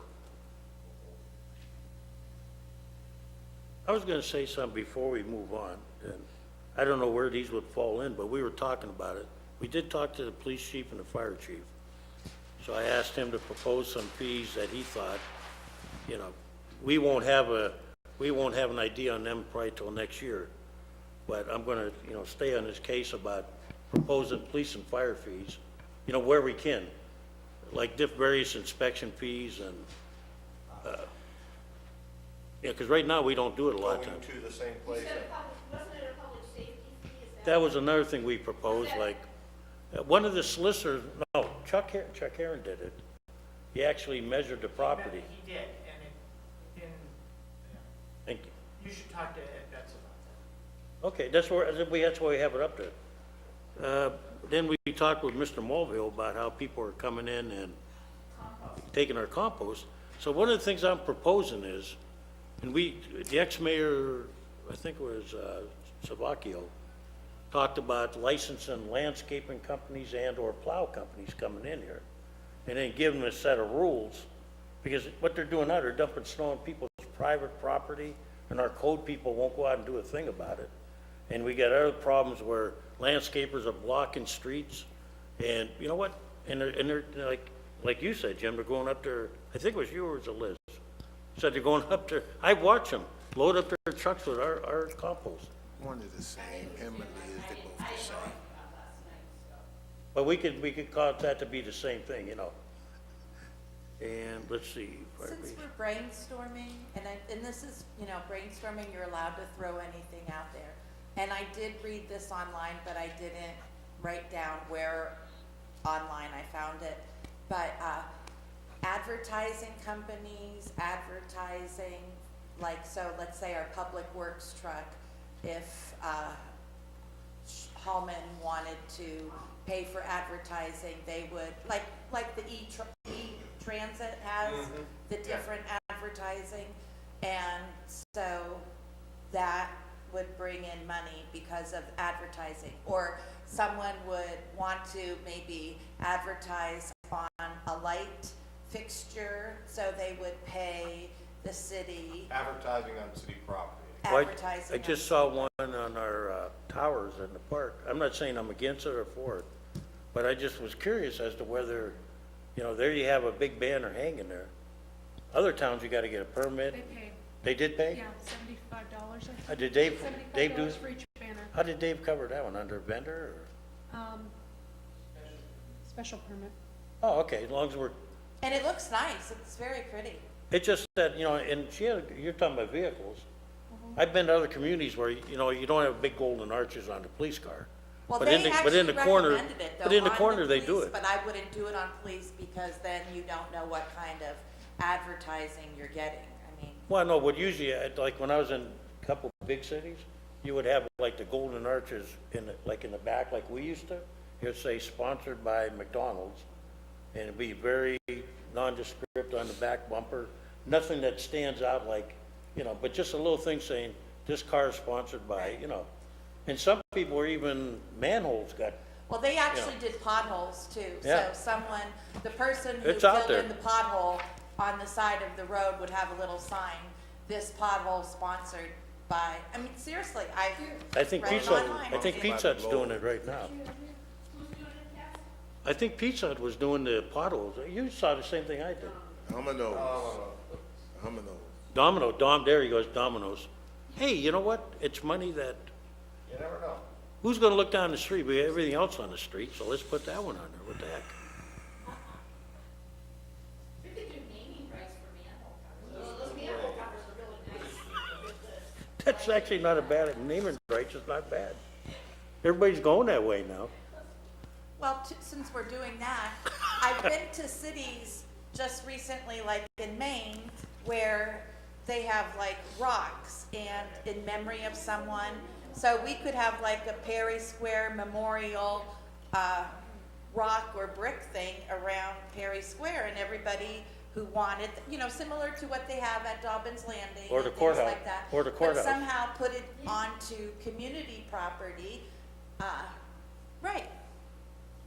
This is big in other There's all kinds towns. of ways. Everybody likes to be, we bought our deceased father-in-law when he retired several years back. We had a brick for him, so every time we go down, we try to find it. And our friends of ours who got married, we gave them a marriage brick, and, people like doing that. I think Allentown had one leading their city hall. I think it was Allentown. The endowment fund made up of bricks. So we were walking along the way, and there were Hey, these large, it was on the water, it was on the shoreline. And you have like those But memorials. you're going through fees. Just interesting. When you're touring. Daytona Shores, Daytona Beach has it for all of the different race car drivers down there. So as you walk along the boardwalk, you're reading all about the different race car drivers. People can, give a legacy. Sue DeVecchio, treasurer for many years, 50. Your 14, grandchildren, excuse me, sir, It would be 14. Where now, Paul? Top of page 2, your traffic You fines. started when you were 10. Parking fines, state police, traffic court, What page? This is next page, 13. parking and traffic court costs, and district justice fines. Some of them are, we can't do anything with them because, Well, no, and parking fines, we did raise that. yeah. Your group through ordinance raised that from 10. And they actually said even with our increases, right, Lisa? We're pretty light. Yeah, they said we're better shape, but we're still pretty light. And then state police fines, that's all the money the state police collect around the state. And then we get a percentage of that based on our liquid fuels percentage.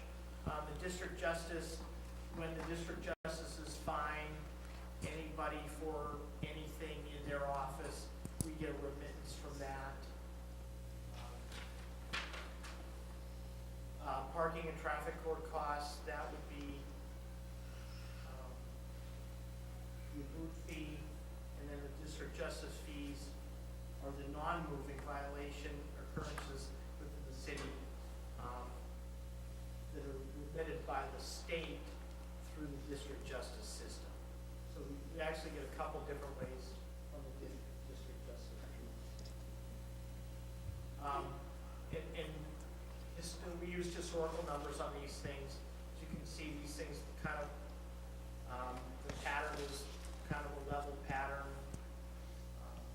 We raised the parking fees because of the $5 increase, and then we raised the food fee because there's been a lot more activity in the last 6 to 8 months.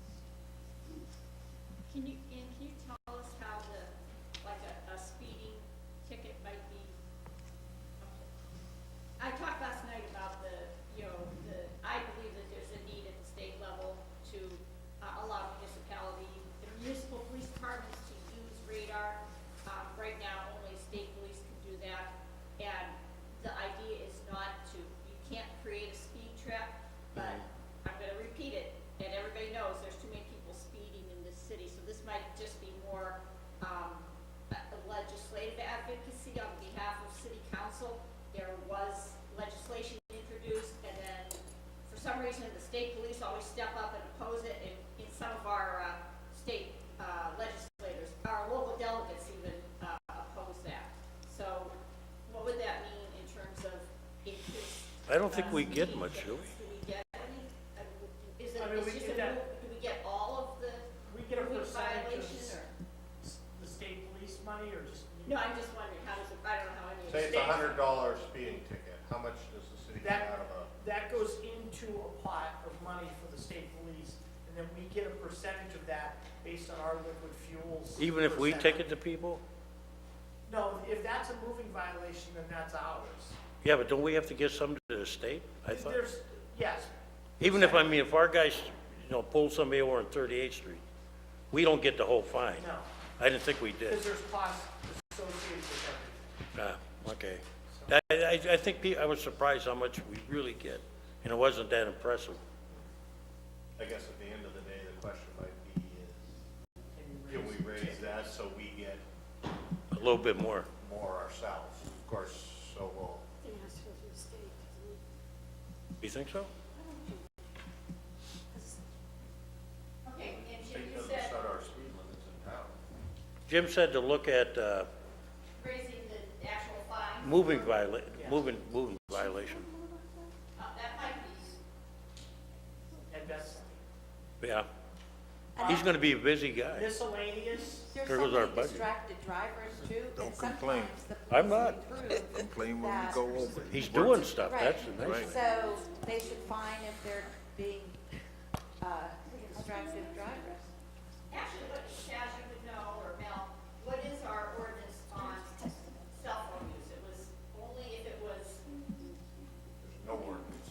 No, there is. No, there is. We have an ordinance. You're not allowed to But- drive but with you a cell can't- phone.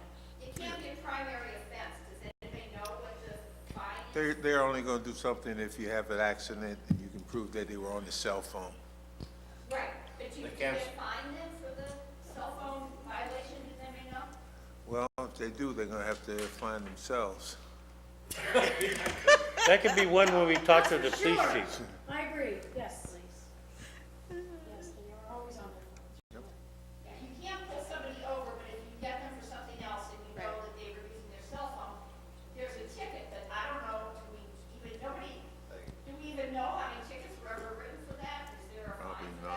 probably not too many.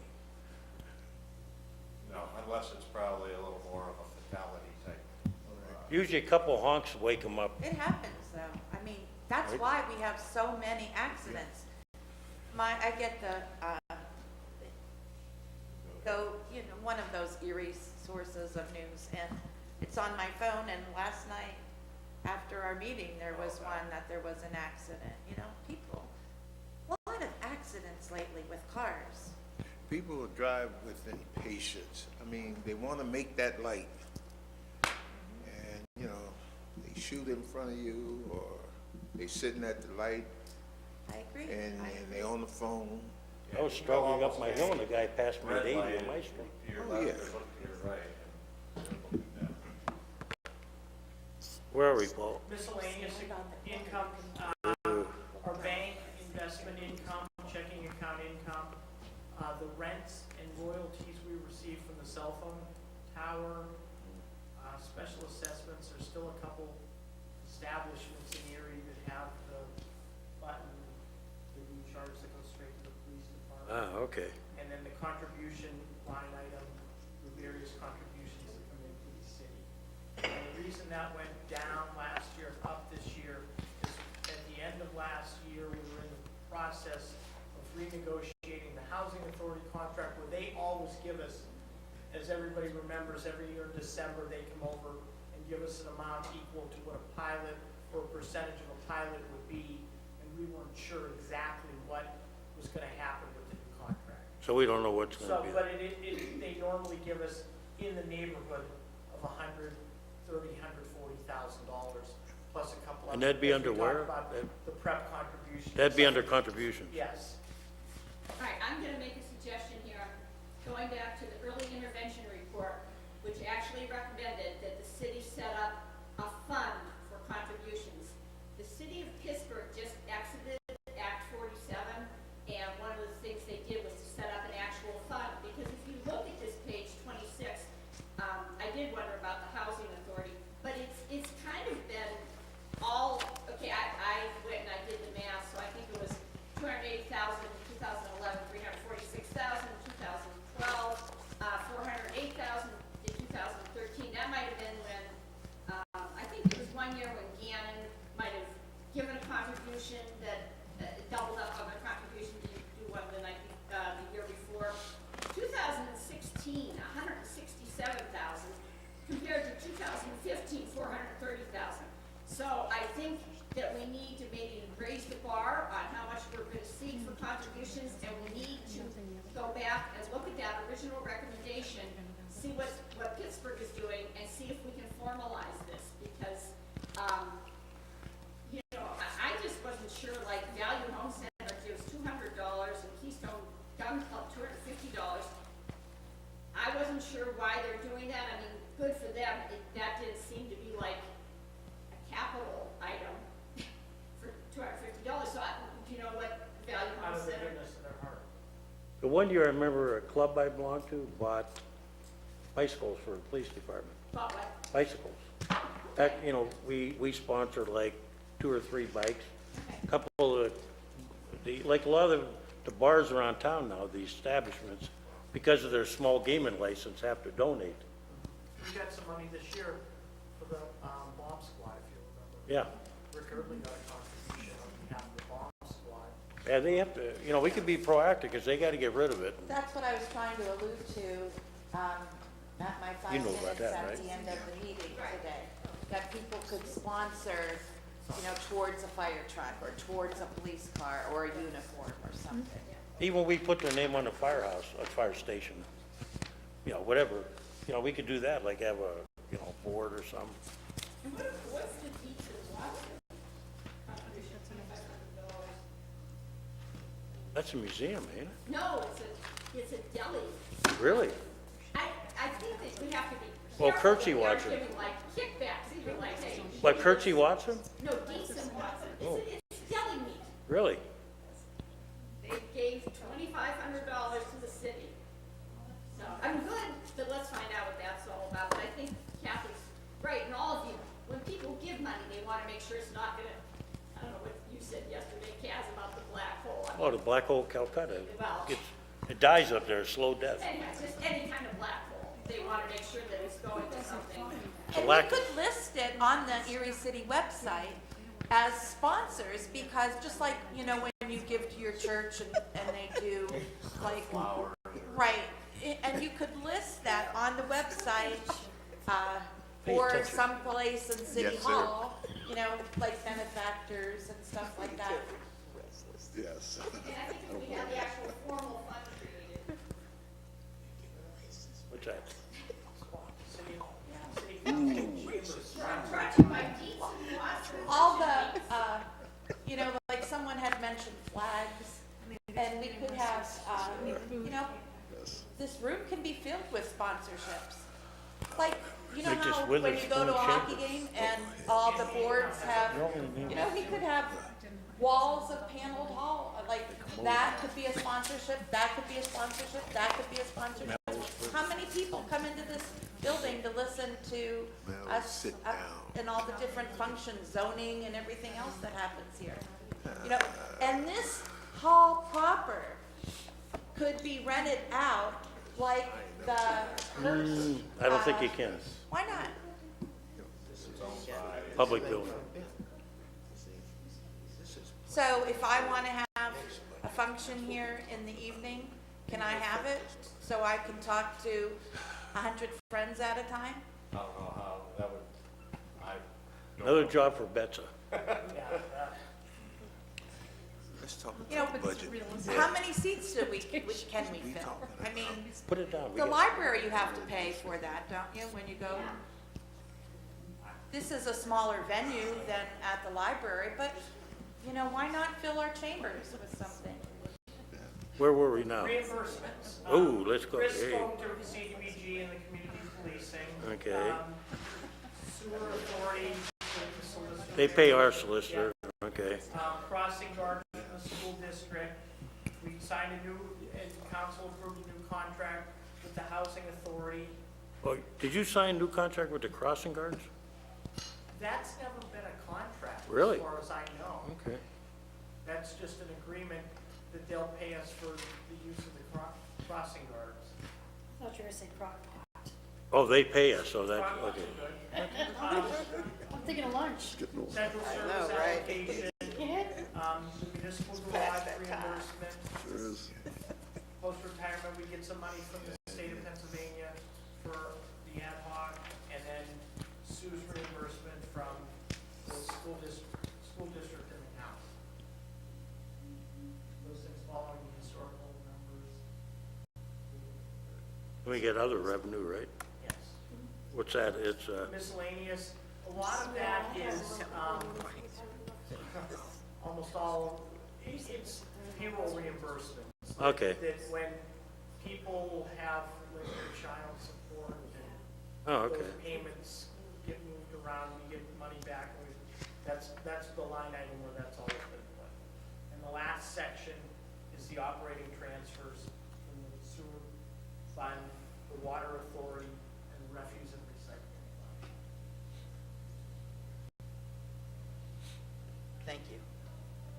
You can ask a question. I mean, I No, still- go ahead. Okay, yeah, let me be the bad guy. No, I'll be, we're all bad I guys. still am not satisfied with the explanation about how that sewer revenue forecast was so off. And I know when I was not on council last year, but that was a huge variance. So could you kind of walk us through how it's calculated and how it was wrong? Last year I wrote next to it, I said, wow, because any variance is something that should jump out at somebody. So, Well, I guess the question, the first you question. said it was human error. Yes, there was an error in the math of the flows. And I printed out so you want to move the sewer authority revenues, let's go right into that. Okay. Because that's where We have to this take a break for food. mistake in calculation took place. Why don't you, Page I'll find out where it is. 68. I'll join the meeting. Can I just bring up something completely off that Teresa said? Speaking of human error, because the millage was put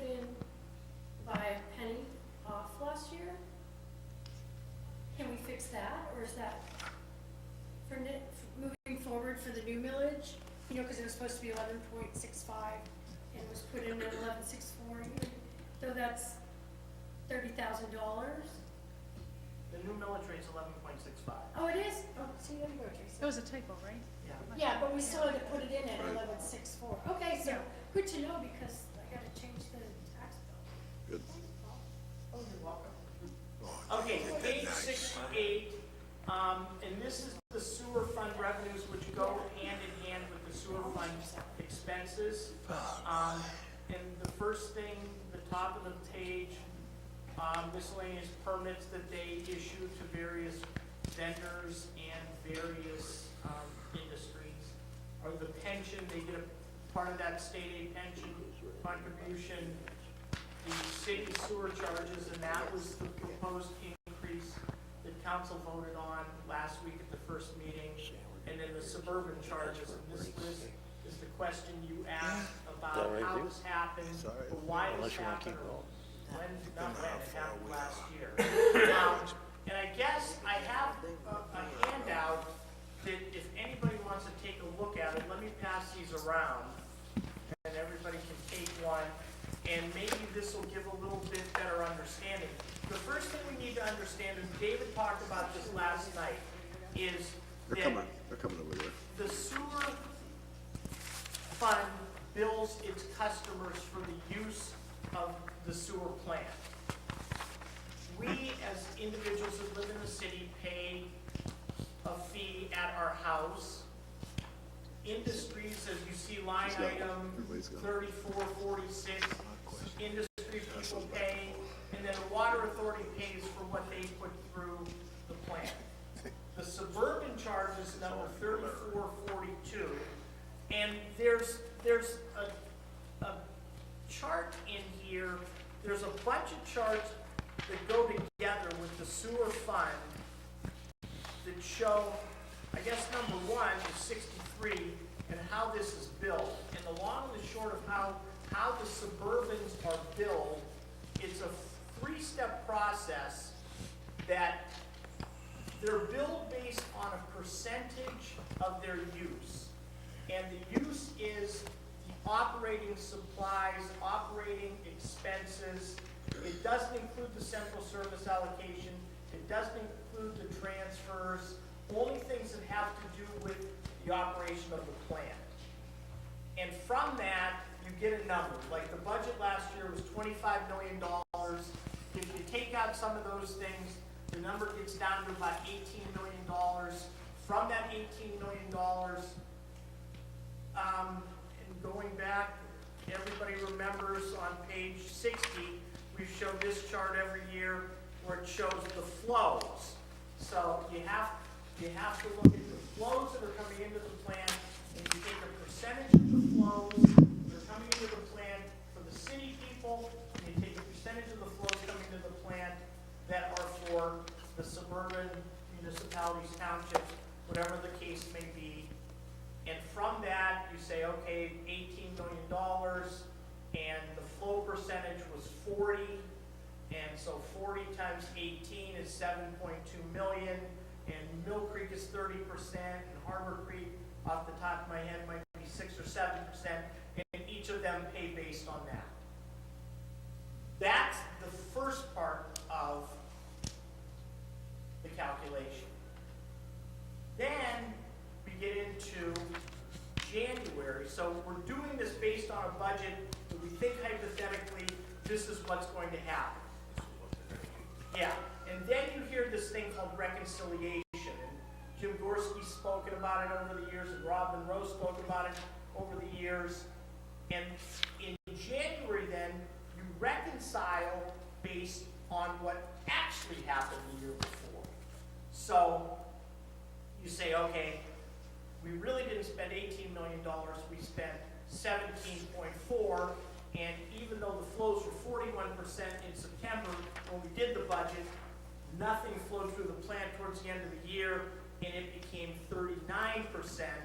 So then you take your 18.5 times 39, and now all of a sudden they may owe 8.5%, or $8.5 million, and then you have to reconcile back to what we told them they were going to owe in October, And then their new bill, which was based on the October, includes the reconciliation, and so It's complicated. it's actually, when one of the townships asked me about this, and it's funny because when we do this in October, they get a copy of this because they use this to give a bill to their customers. I sent him the 52-page document, and he, I don't want to say was dumbfounded, but the give and take between the emails that went back and forth with me and he did not really play out that he had a great understanding of this process, but I mean, not a name, who are you talking about? one of the township people, because he questioned what happened too. So, You mean question when the actual number came out before it was? no, after this happened in the summer. No. See, that's what I want to make perfectly clear. When he got this information last October, not one of the 7 municipalities raised any question as to whether or not there was any problem at all. How can we simplify this? You can't. That has- No, you can't, Jim. This goes back to, and I had the stack of the contracts, from the 71 contracts, the 82 contract, the 90, it's all contractual, it's all written out, how it has to happen. How it has to happen by law? Yes. Or by? Yes. Now, I will say, if you let me finish this, Okay. you're gonna be very, very happy, because you ain't heard them say this. A couple of the municipalities, when they found out we were reissuing the capital improvement plan and reissuing the new bonds, they wanna come down to council and complain about what they're paying in fees.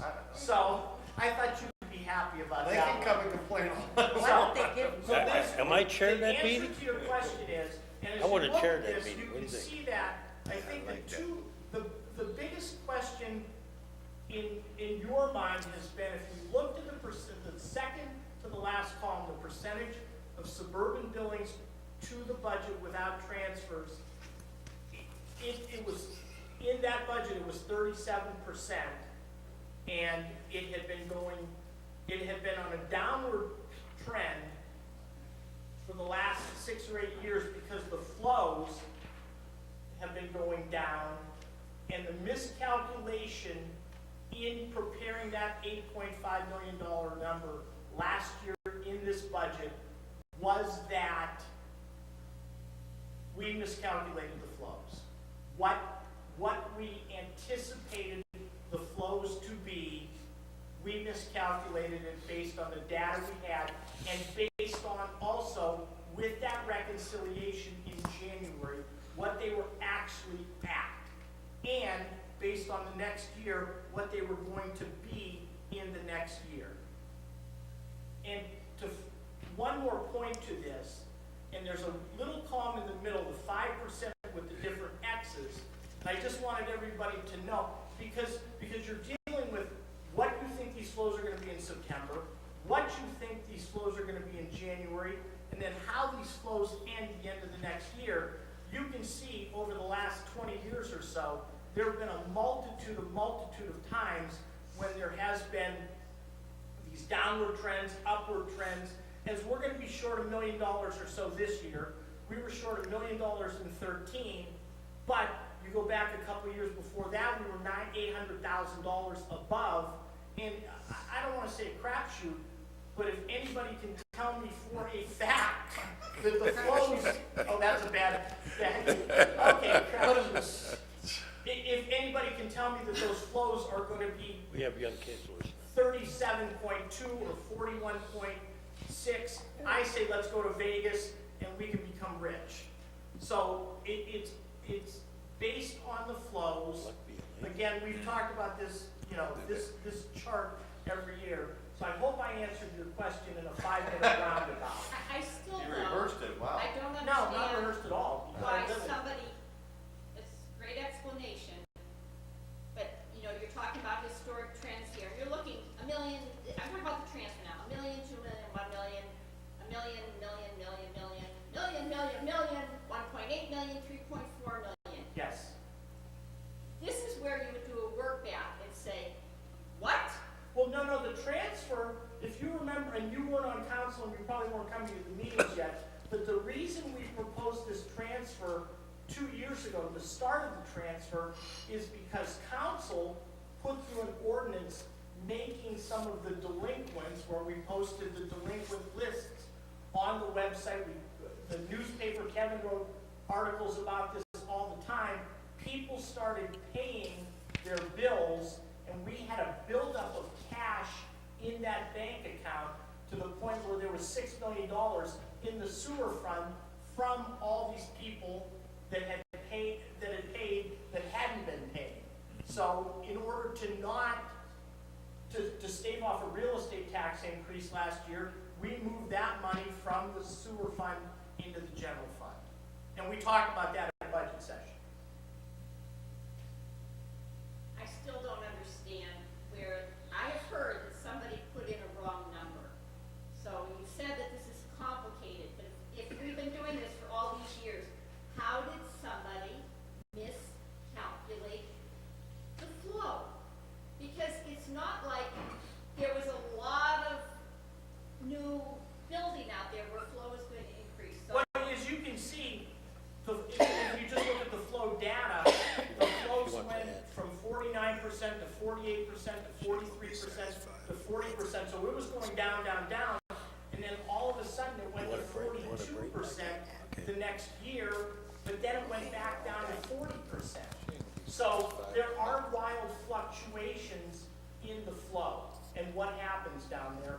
And I can't go out, I can't go to a subdivision in Harbor Creek and ask them, are you flushing your toilets?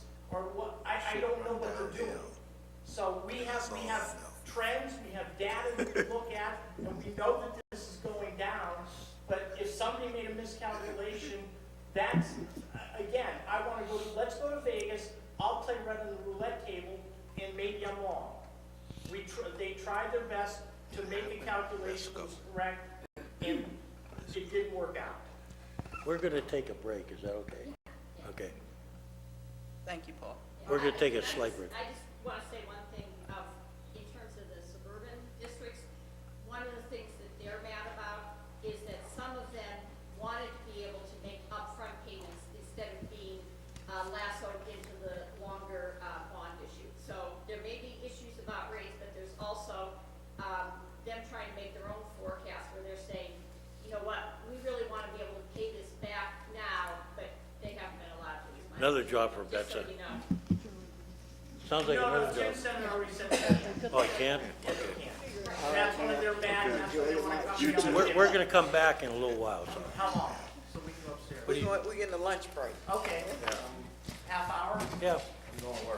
Oh, Oh, Jim, I work for the state. I get out. however, maybe a public safety fee on the whole college, or next time they want a variance on parking, we think, It's a shakedown. no, it's not, it's asking properly. It's a shakedown when you ask people to give you money out of their pockets for taxes. You promise them things you don't deliver, like street Governmental sweeping. shakedown. Hey, when's the last time I saw a street sweeper? Oh, when do I see a street sweeper on my street? Yours gets done every Monday. When do I get to put my leaves out without bagging them? Tuesday night's your garbage? No, I don't live in the right area. You know, that's What's the right area? getting a lot of traction too. Yeah, but that never happened according to our public works director, even though he told me that in private. Are you kidding me? Well, I know that, but there's selective hearing around this place.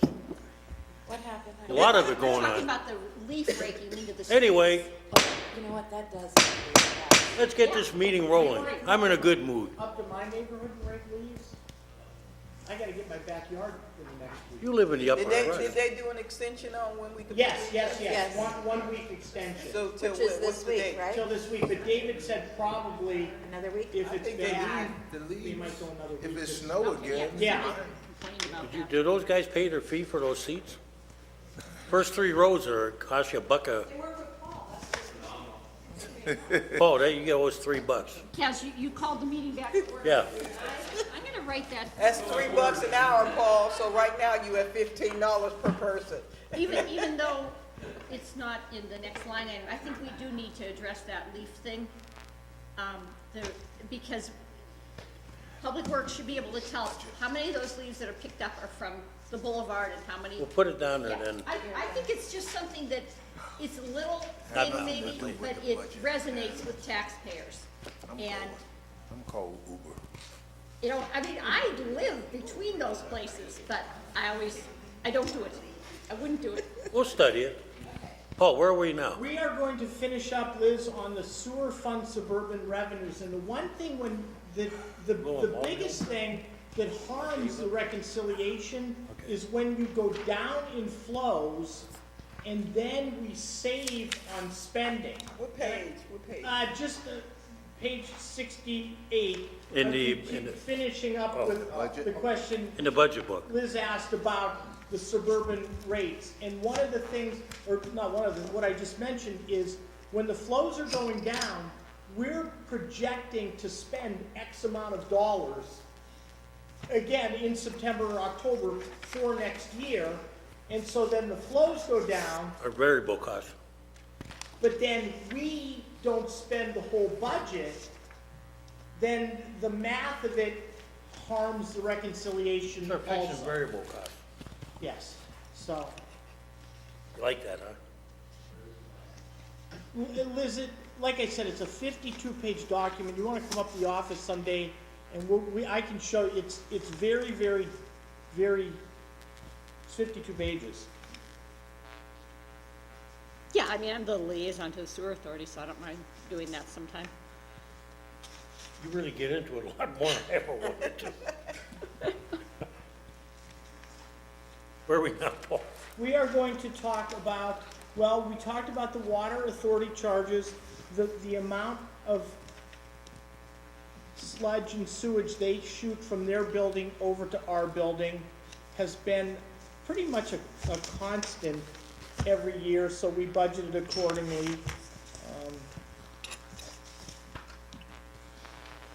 Yeah, water authority charges 500, 570, 570, 530, 570, 700, 570, 922, 920. They've been shooting a little bit more over because if we all remember, they bought those accounts out in Mill Creek a couple years ago. Yeah. So more sewage is flowing through, more water, the silt coming out of the water, and it comes over to us.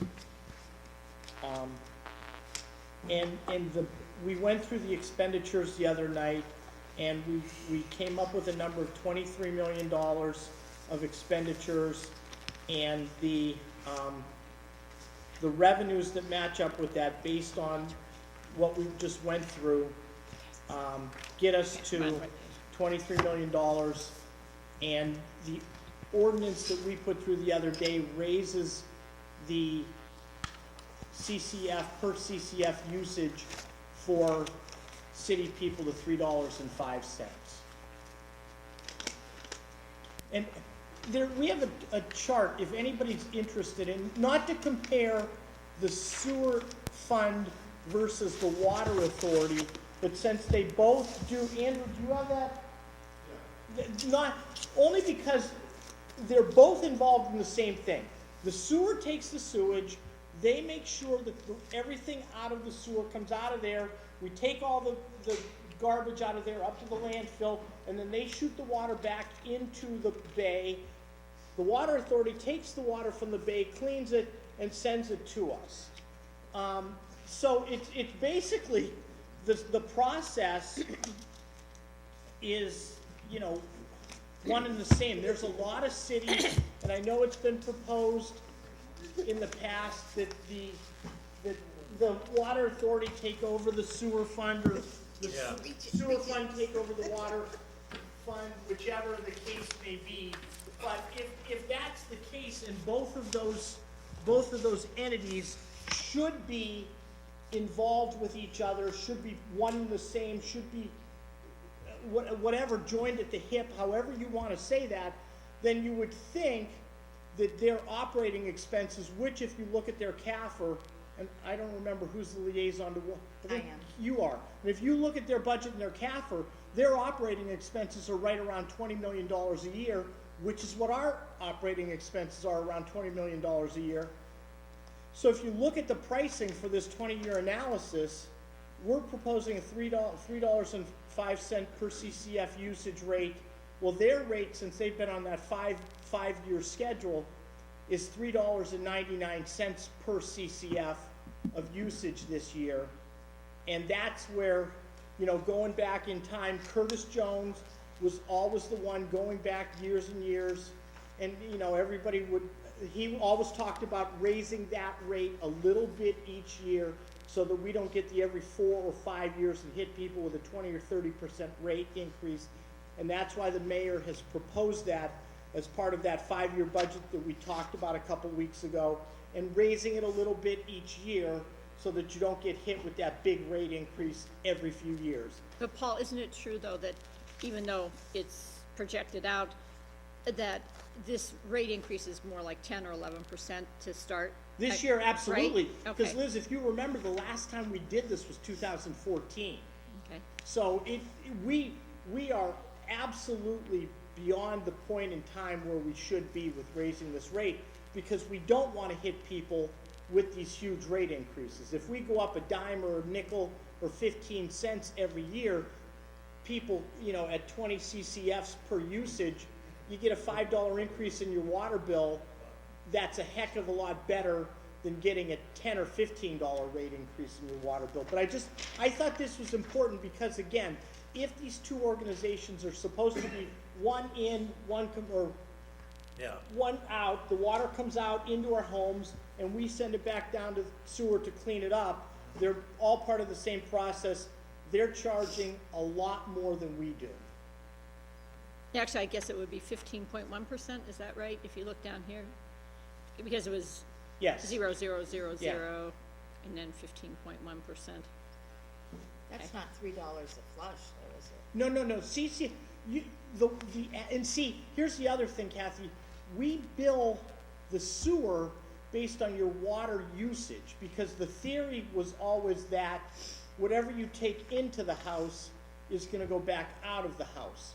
So the billing, because when Suzanne and I bought our second house in 2001, and that's right about the time when we went from metered water sewer to the Well, we don't have sewer meters per se. no, They're out there, yeah. but I think council at that time was faced with. No, not meter, balanced billing versus metered billing. Yeah. And it was about 18 flat years ago or so. So now you CCFs, you use how many cubic centimeters of water, and everybody uses around 19 or 20 each quarter. So it's not per flush, it's per the average you use over those 3 months. See, and that was the discussion then, that, per Mario, you flush, there's no meter Right. on that flush. You flush it all day long, there ain't no meter. And that was a big argument then. Yeah. Right, wrong, indifferent, it's the system we're with, and I know. thought they were even thinking about deciding a percentage at 75%, but they went with 100%. Right, and the thought process was, and Mel, were you on council at that time? I don't remember. I was controller then. You were, the reason was that if, like at my house, when Claire and Charlie are home from school, Suzanne, Claire, Charlie, and I run that washing machine 27 times a week. And that's probably true, because everyone, you know, having kids, you know what that's like. So our water usage is huge. But, as you always talk about your mother, she's alone, not doing much, not using the washing machine, not, you know, all the things you use water for, she's not using the water as much as us. So when the balance billing would harm her, it would be great for me. Now that we're doing metered, it's good for her, well, bad for me. But it's the fairness of what happened. Fair. But I thought this was something very important, so that if somebody's talking to you about you're raising the rates, well, you know, the water authority raises their rates, and I'm not trying to pick on them, but they raise their rates every year, and we don't. I think they're going to again. Yeah, they have to, because with taking on that new debt, they absolutely have to. So this rate schedule that stopped in 19 is absolutely gonna start again in 20, 21, 22, 23, and move forward, probably the same percentages each year in that neighborhood of, you know, and 672,712, and it just depends on what they're doing down there, that the reason, the rate increases have to go up and down. I like the increment.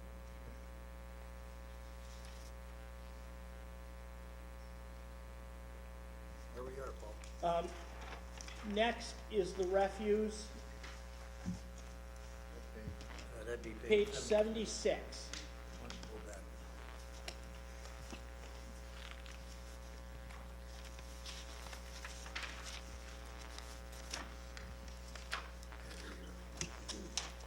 As we went through the expenditures for that department, $8,400, the way that we get to that number, again, this one's been one that hasn't been raised in 5 years, so we're gonna go from $55 to $60.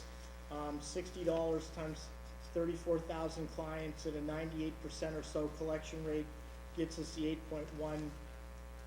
$8.185 million we need to operate this budget. Can you talk about delinquencies, though? I know it's down a lot, Yeah, but between the refuse and the water, if you look at our city website, I think it was still $648,000. Some of the same names are on there. I think there was like 70 pages. I didn't, you told me you wanted me to read the whole sewer document. I pretty much Oh, skimmed this. you did? I didn't, like, I can't say I read every single name on there. But again, you could tell that there were landlords on there, offenders who were on there last time. Some of them have, corporations.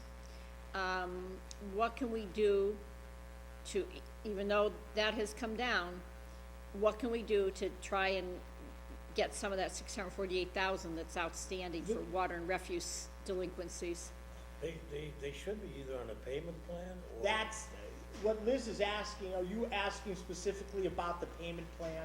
No, What- I'm asking how, so Oh, maybe. that's what it is. So how, I is don't pay everybody? my bill, and if I'm a landlord and I own Okay. a four-unit property, I know that if I don't pay my bill, I'm allowed to go on a payment plan to get back within that grace period. But if I don't make the payments, If I don't make the payments, then I'm in trouble. But going on the payment plan allows me to stretch it out Yeah. 12 months. Does everybody have the same yeah, Yes. ability to go on the payment plan? Yes. And do we know, I mean, could you go on the payment plan, pay, catch up, and then, like, 2 seconds later? yeah, Absolutely. it's a rotating, here's the thing, reason why we did it, I don't want to go along and extrapolate. It kept going like this, after Mario made that famous comment. Where now, it's kind of like a, And also, and I don't it's want kind of to, like a flattening curve. guys, I don't want to toot Sue LaFavor's horn, Yeah. but when we sent the billing down there, she said that this was gonna happen. Well, they covered Because their she book, ran that yeah. department for 30 years. She said absolutely was gonna happen, because the reason the buildup happened was when I would come in and pay my bill and say my bill was $300 and I only had $200 with me, the water authority, and it was within their province to do this, the water authority would take my $200 and put it on their bill first. But, And then they would put it on the sewer bill, and they would save the refuse bill but in for the sewer last. bill, the first money went to the garbage. When we switched over. Yeah, because So, the deal was they there. got their money. If the water authority took their money, and you still had a bill, that meant you owed on your sewer. Now, if you don't negotiate, and you don't keep it in good faith, then So- they so crank it. I think it would be helpful to know, though, at least for the public, how many water, or how many shut-offs there have been. Because You know what, well, our Lay is on here, Kathy, or Mr. Wojtek. what's your name? No, I mean. Who I'm are trying to you? think Mr. Wojtek, yes. Yeah, Mr. Wojtek has come down in the past, he used to come, When Jessica this was used to going bring- on, he was coming, Paul came, Yeah, he have had him said, come down and give us they've an said they've, well, Ron Loder, Ron Loder's the operations manager, Well, have one of them come and down and, Ron said they've shut off many people. but you can have them come down and. They do, because I get the complaints Yes. of the people that are. That get shut going to off. be shut off, yes. But the deal was, we had to figure out a way, we had no leverage, the only leverage you had was water. So the water authority to cooperate with us, they're gonna take their cut first. We knew that, but, that's the best we could do. do we know on the landlords though, have we ever looked to see, okay, they're on a payment plan for paying their water and refuse. Are they delinquent on paying their rental inspection fee? Have we ever merged those No, two that's- sets of data? I don't wanna get in trouble, that's why I'm really looking at that department. Cause I've heard a lot of things, I'm gonna check into it. I think it would be interesting to at least look at, I mean, like I said, you could pick out the landlords, because it's property after I property know after there's a property. lot of people out there that aren't registered, we get complaints. I don't think Actually, I don't that's, think our people are proactive, because if you ride down my street, about a block over, you'll see all kinds of for rent signs. So I picked about 3 or 4 out and turned them in. Turned out three-fourths of them weren't even registered. Couldn't If we- I can see that, so can our people. couldn't we look then at that list of the We should. ones that are on the payment plan, and then look at the obvious landlords, Do we do that? and then say, Do we though? do they have have they paid the rental inspection fee? Who are we looking at? We don't do that right now, and you could get that data from the water. I think we should do it. We get too many, there's too many rentals out there that are falling under I'm the, gonna, at least right there. there's signs all over the city every time I drive. I'm not even getting paid to look for them. So you're looking for people who are landlords that are not paying the rental inspection fees?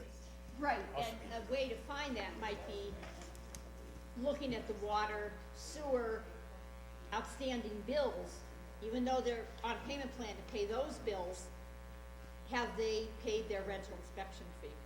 You know what, we gotta study, we'll schedule a study session on this. Okay. I thought we had Greg look, I mean, a year ago, we had Greg look into Yeah, we gotta look again. that if we were allowed, and again, I don't, Internal vigilance is the word, Paul. okay. I like that. Exactly. Where are we Let's now, look Paul? into Golf? Golf, page 80. Keep Liz quiet on this. No, don't keep me quiet. Yes, please do, because I'm ready to go home. We have approximated what, with a good summer of golf, revenues wise, we should collect. Once again, put the suggestion down. Yep. That's not for today, but What? Yeah, and you're gonna have a good summer too. No snow. I want my bowling alley, that's all I'm gonna do. I think one of the things that, I know you wanna go home, but in that early intervention report, it said that it recommended, and I think you probably did this for a while, breaking out, that was when we still had Erie Golf Course, it broke everything out by golf course, and we don't have that data in front of us, so I'm putting that down. Who did this early intervention report? Company out of Pittsburgh, the gentleman's name was Way back. Joe Holman, that ran the company. And Mr. Holman had been the economic development officer in Pittsburgh, Allegheny County. And his son worked there, and he had a couple guys. I have their resumes upstairs from back when we did Preservator's this. pushing first. What? What year was Preservator's that? pushing for one. We're gonna do another one No, now? what year was What?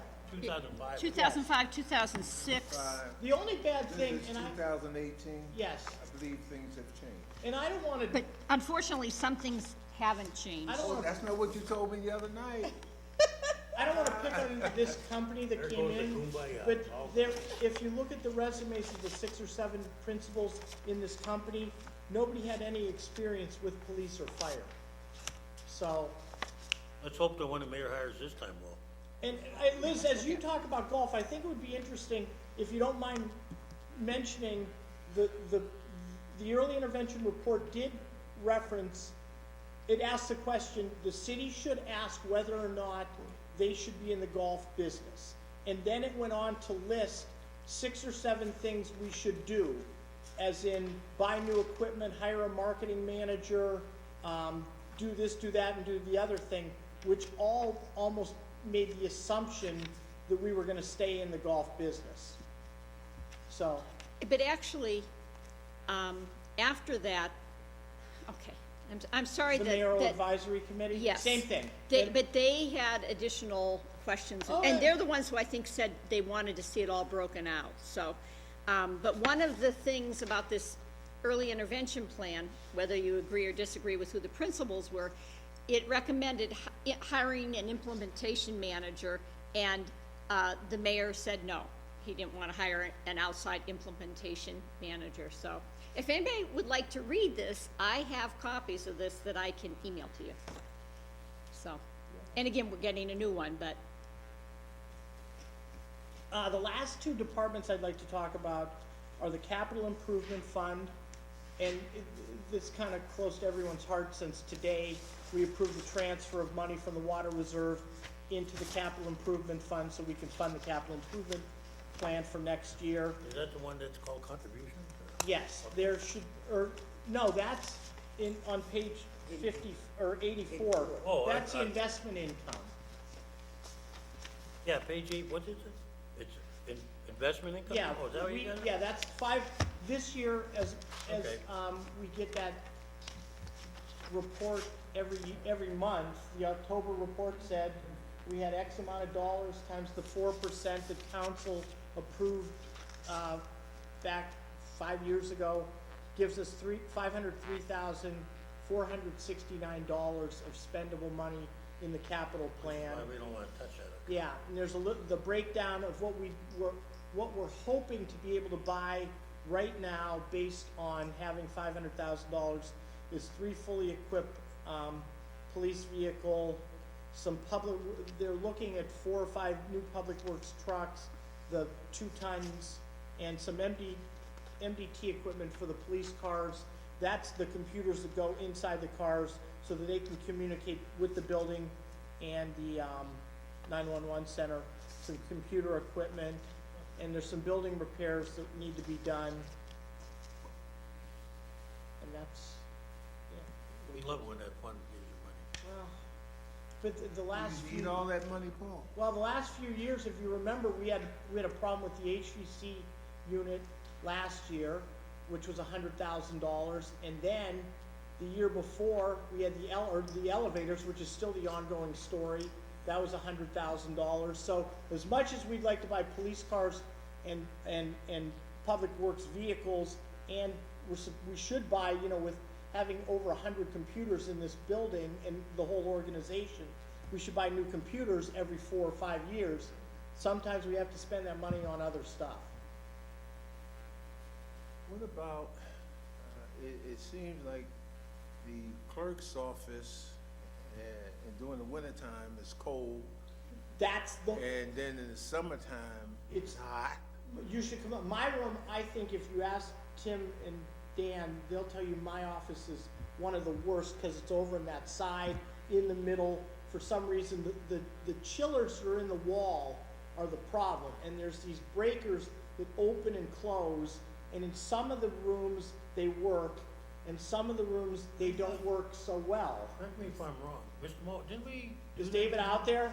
Didn't we do that a few years ago where we had a company come in? We're all the way to the point now where the only thing they have to do is what Paul was saying, all the infrastructure is all. Why don't you come up here real quick, just so we can hear you? But no, to answer, in a dollar wise, Tim, our building maintenance supervisor, he told me it's gonna be to get everything done so everything works properly, Because I remember they came in my about office, they ripped $160,000, everything out. $180,000. They cleaned all the bathrooms. So, it's one of those things, that's a lot of money.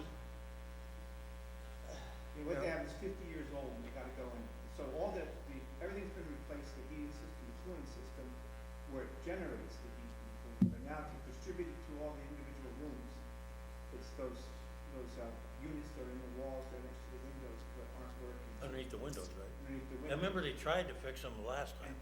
Tim was able to find, it's gonna be much more expensive, he's able to find a cheaper piece that would actually do it, and he's tested out on a couple and it's working, so that's the next goal is to get into all those Because the last time we had one of those utility companies that come in and pay them on savings bill.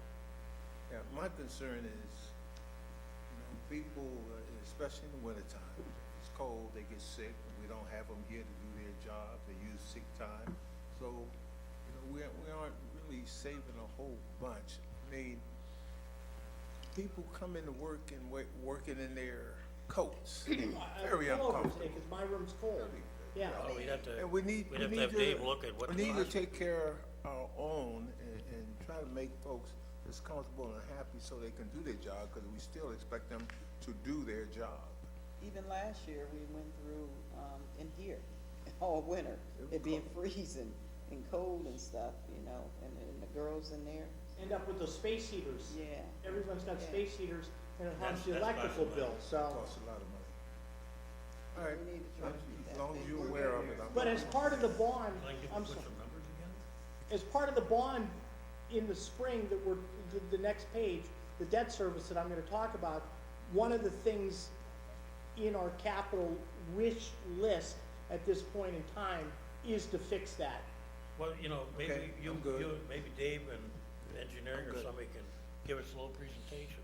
Well, I'm good, they're on top of it. Yeah, I mean, as long as, you know, you come back with some numbers, you know, 'cause buildings are getting old. I mean, the elevators are, Yeah, everything's old. I just was built when I was in high school. That long ago. And then the very last page is page 87. And page 87 Thanks, shows Dave, you can stay if you like. the debt, That's okay, it's comfortable. the debt service schedule for 2019, and that's with issuing a bond in March and having $10 million of paving and some money for capital and also for some refunding of the debt, which the mayor's talked about a couple times, a few times. Going forward, I'd like to, I don't know how everybody else feels. Maybe next year, look at, I mean, in the future, instead of bond issues, what would be the impact if we do millage, you know? There are multiple cities that do that. Yeah, I mean. The dedicated amount, By ordinance. 1 you know. mil out of the 12 mil or 1 point, you know, there are people that do that. Yeah, I mean, there's a political risk no matter what you do, but the right thing to do is, you know, just face it. I mean, we gotta do it every year, and all we're doing is kicking the can down the road for kids that aren't even born yet, you know? So Paul, can you just show where that $10 million bond, that includes the refinancing, or that's a new bond? Well, it's Can gonna you- be a new bond with refinancing, so I guess this is just the payment page. Okay. The debt service is the payment page. The bond itself is the new debt schedule, are you asking, Liz? Yeah, I guess, because Where's that in the book, Liz? Where's that? I knew that we were refinancing, I guess I didn't know that there was also gonna be, New money? yeah. Yeah, the new money is for paving. And so what page is that on?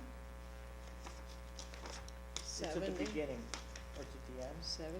Yeah, it's kind, That's all yeah, we're gonna use looks for like fall 70. paving pretty much? Well, paving, at this point in time, we're looking at paving, capital needs, be they, Fire truck or something. you said that, I didn't. Okay, well, I'm Um, just- Whatever comes up, and also for some other money, Chris Cronin's for it. yes. So on page 70 shows if we do this, this is what the new debt schedule looks like. And this will give us $16 million of new money and a refunding for 2 years. Payments are, I didn't look at my, I should have. Payments, the They're pretty, payments pretty are, level? well, the first 2 years are gonna be lower, and then after that, they're gonna be level to where we've always been, the $9 million mark. So we're gonna be back in, am I correct in thinking that we're gonna be back facing the same situation in 2 years that we did this year? In because 2 of- years, the plan is, and I've talked to To the, refinance? again, correct, Really? yes, If you can, right? if we can, What if we can't? then we'll deal with it. No, we'll deal with it. But basically, No, we're you and gonna, I both, but we're gonna have a $5 million jump then in 2021, is that right? If you look on page Yes. 70?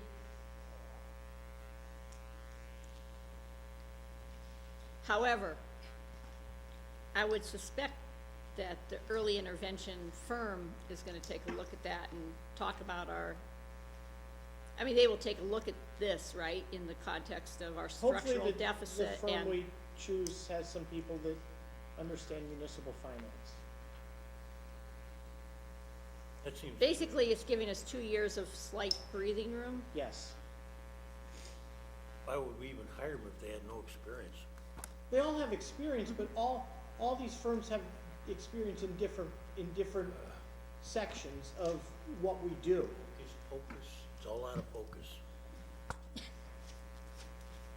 Jeez, I thought they were supposed to be experts in municipal government. Paying them a lot of money to be quasi-experts. I don't think that, I don't like studies, let me tell you that, number one. okay. Well, Because I think they tell you what you want to hear. Cass, I'm just gonna say hypothetically, I think they tell us what we don't want to hear. if you and I started a consulting firm right now, you know, our firm would specialize in understanding the numbers. But my knowledge of the police department's very peripheral.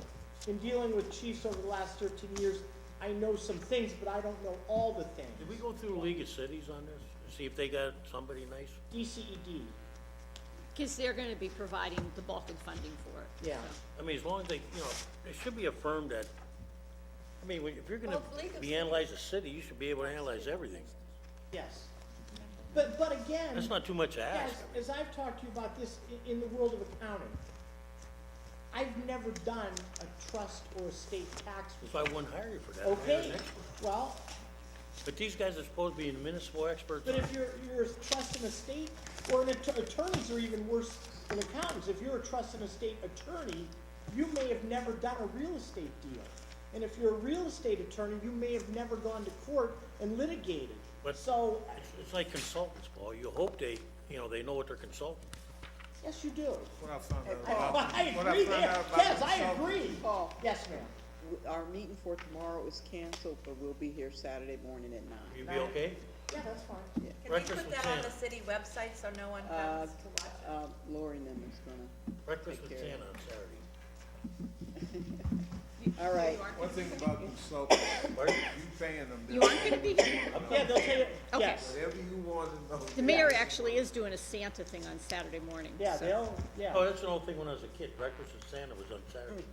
Well, I'm out of here. Hey, what All time right, is that babe. meeting?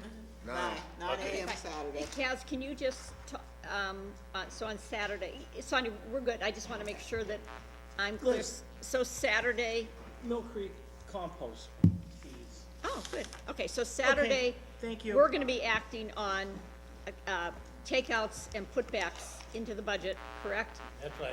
Sonia, But- is that where it's decided? But, where's Paul? But we still are going to ask the administration to respond to our various, anything on this list that could be implemented for 2019, can do correct? Okay, But I want to get through the big thing, yeah, and then right. the stuff that can, at least get I through the think big it's part. only fair for us to, put in, take out what we think is best for the city. And then submit the And rest then of that to give it- administration. Then say to administration, this is what we think. Can you work with that? Can Okay. you make it work? Now, if they say, yeah, great, if they say, no, we don't have to change it, you know. Okay. But give them an opportunity to make some changes. Maybe they say, agree with the total, but we need this line item over Right. here, and we'll do less with this here, as long as they come out with our total. And I- Suggestion. But I think our goal is maybe even to look at, did we talk about looking at that proposed earned income tax increase and maybe squeezing that a bit? But then we can ask them to continue to massage the budget till we get to something that we can at least live with? Right? I agree. Okay,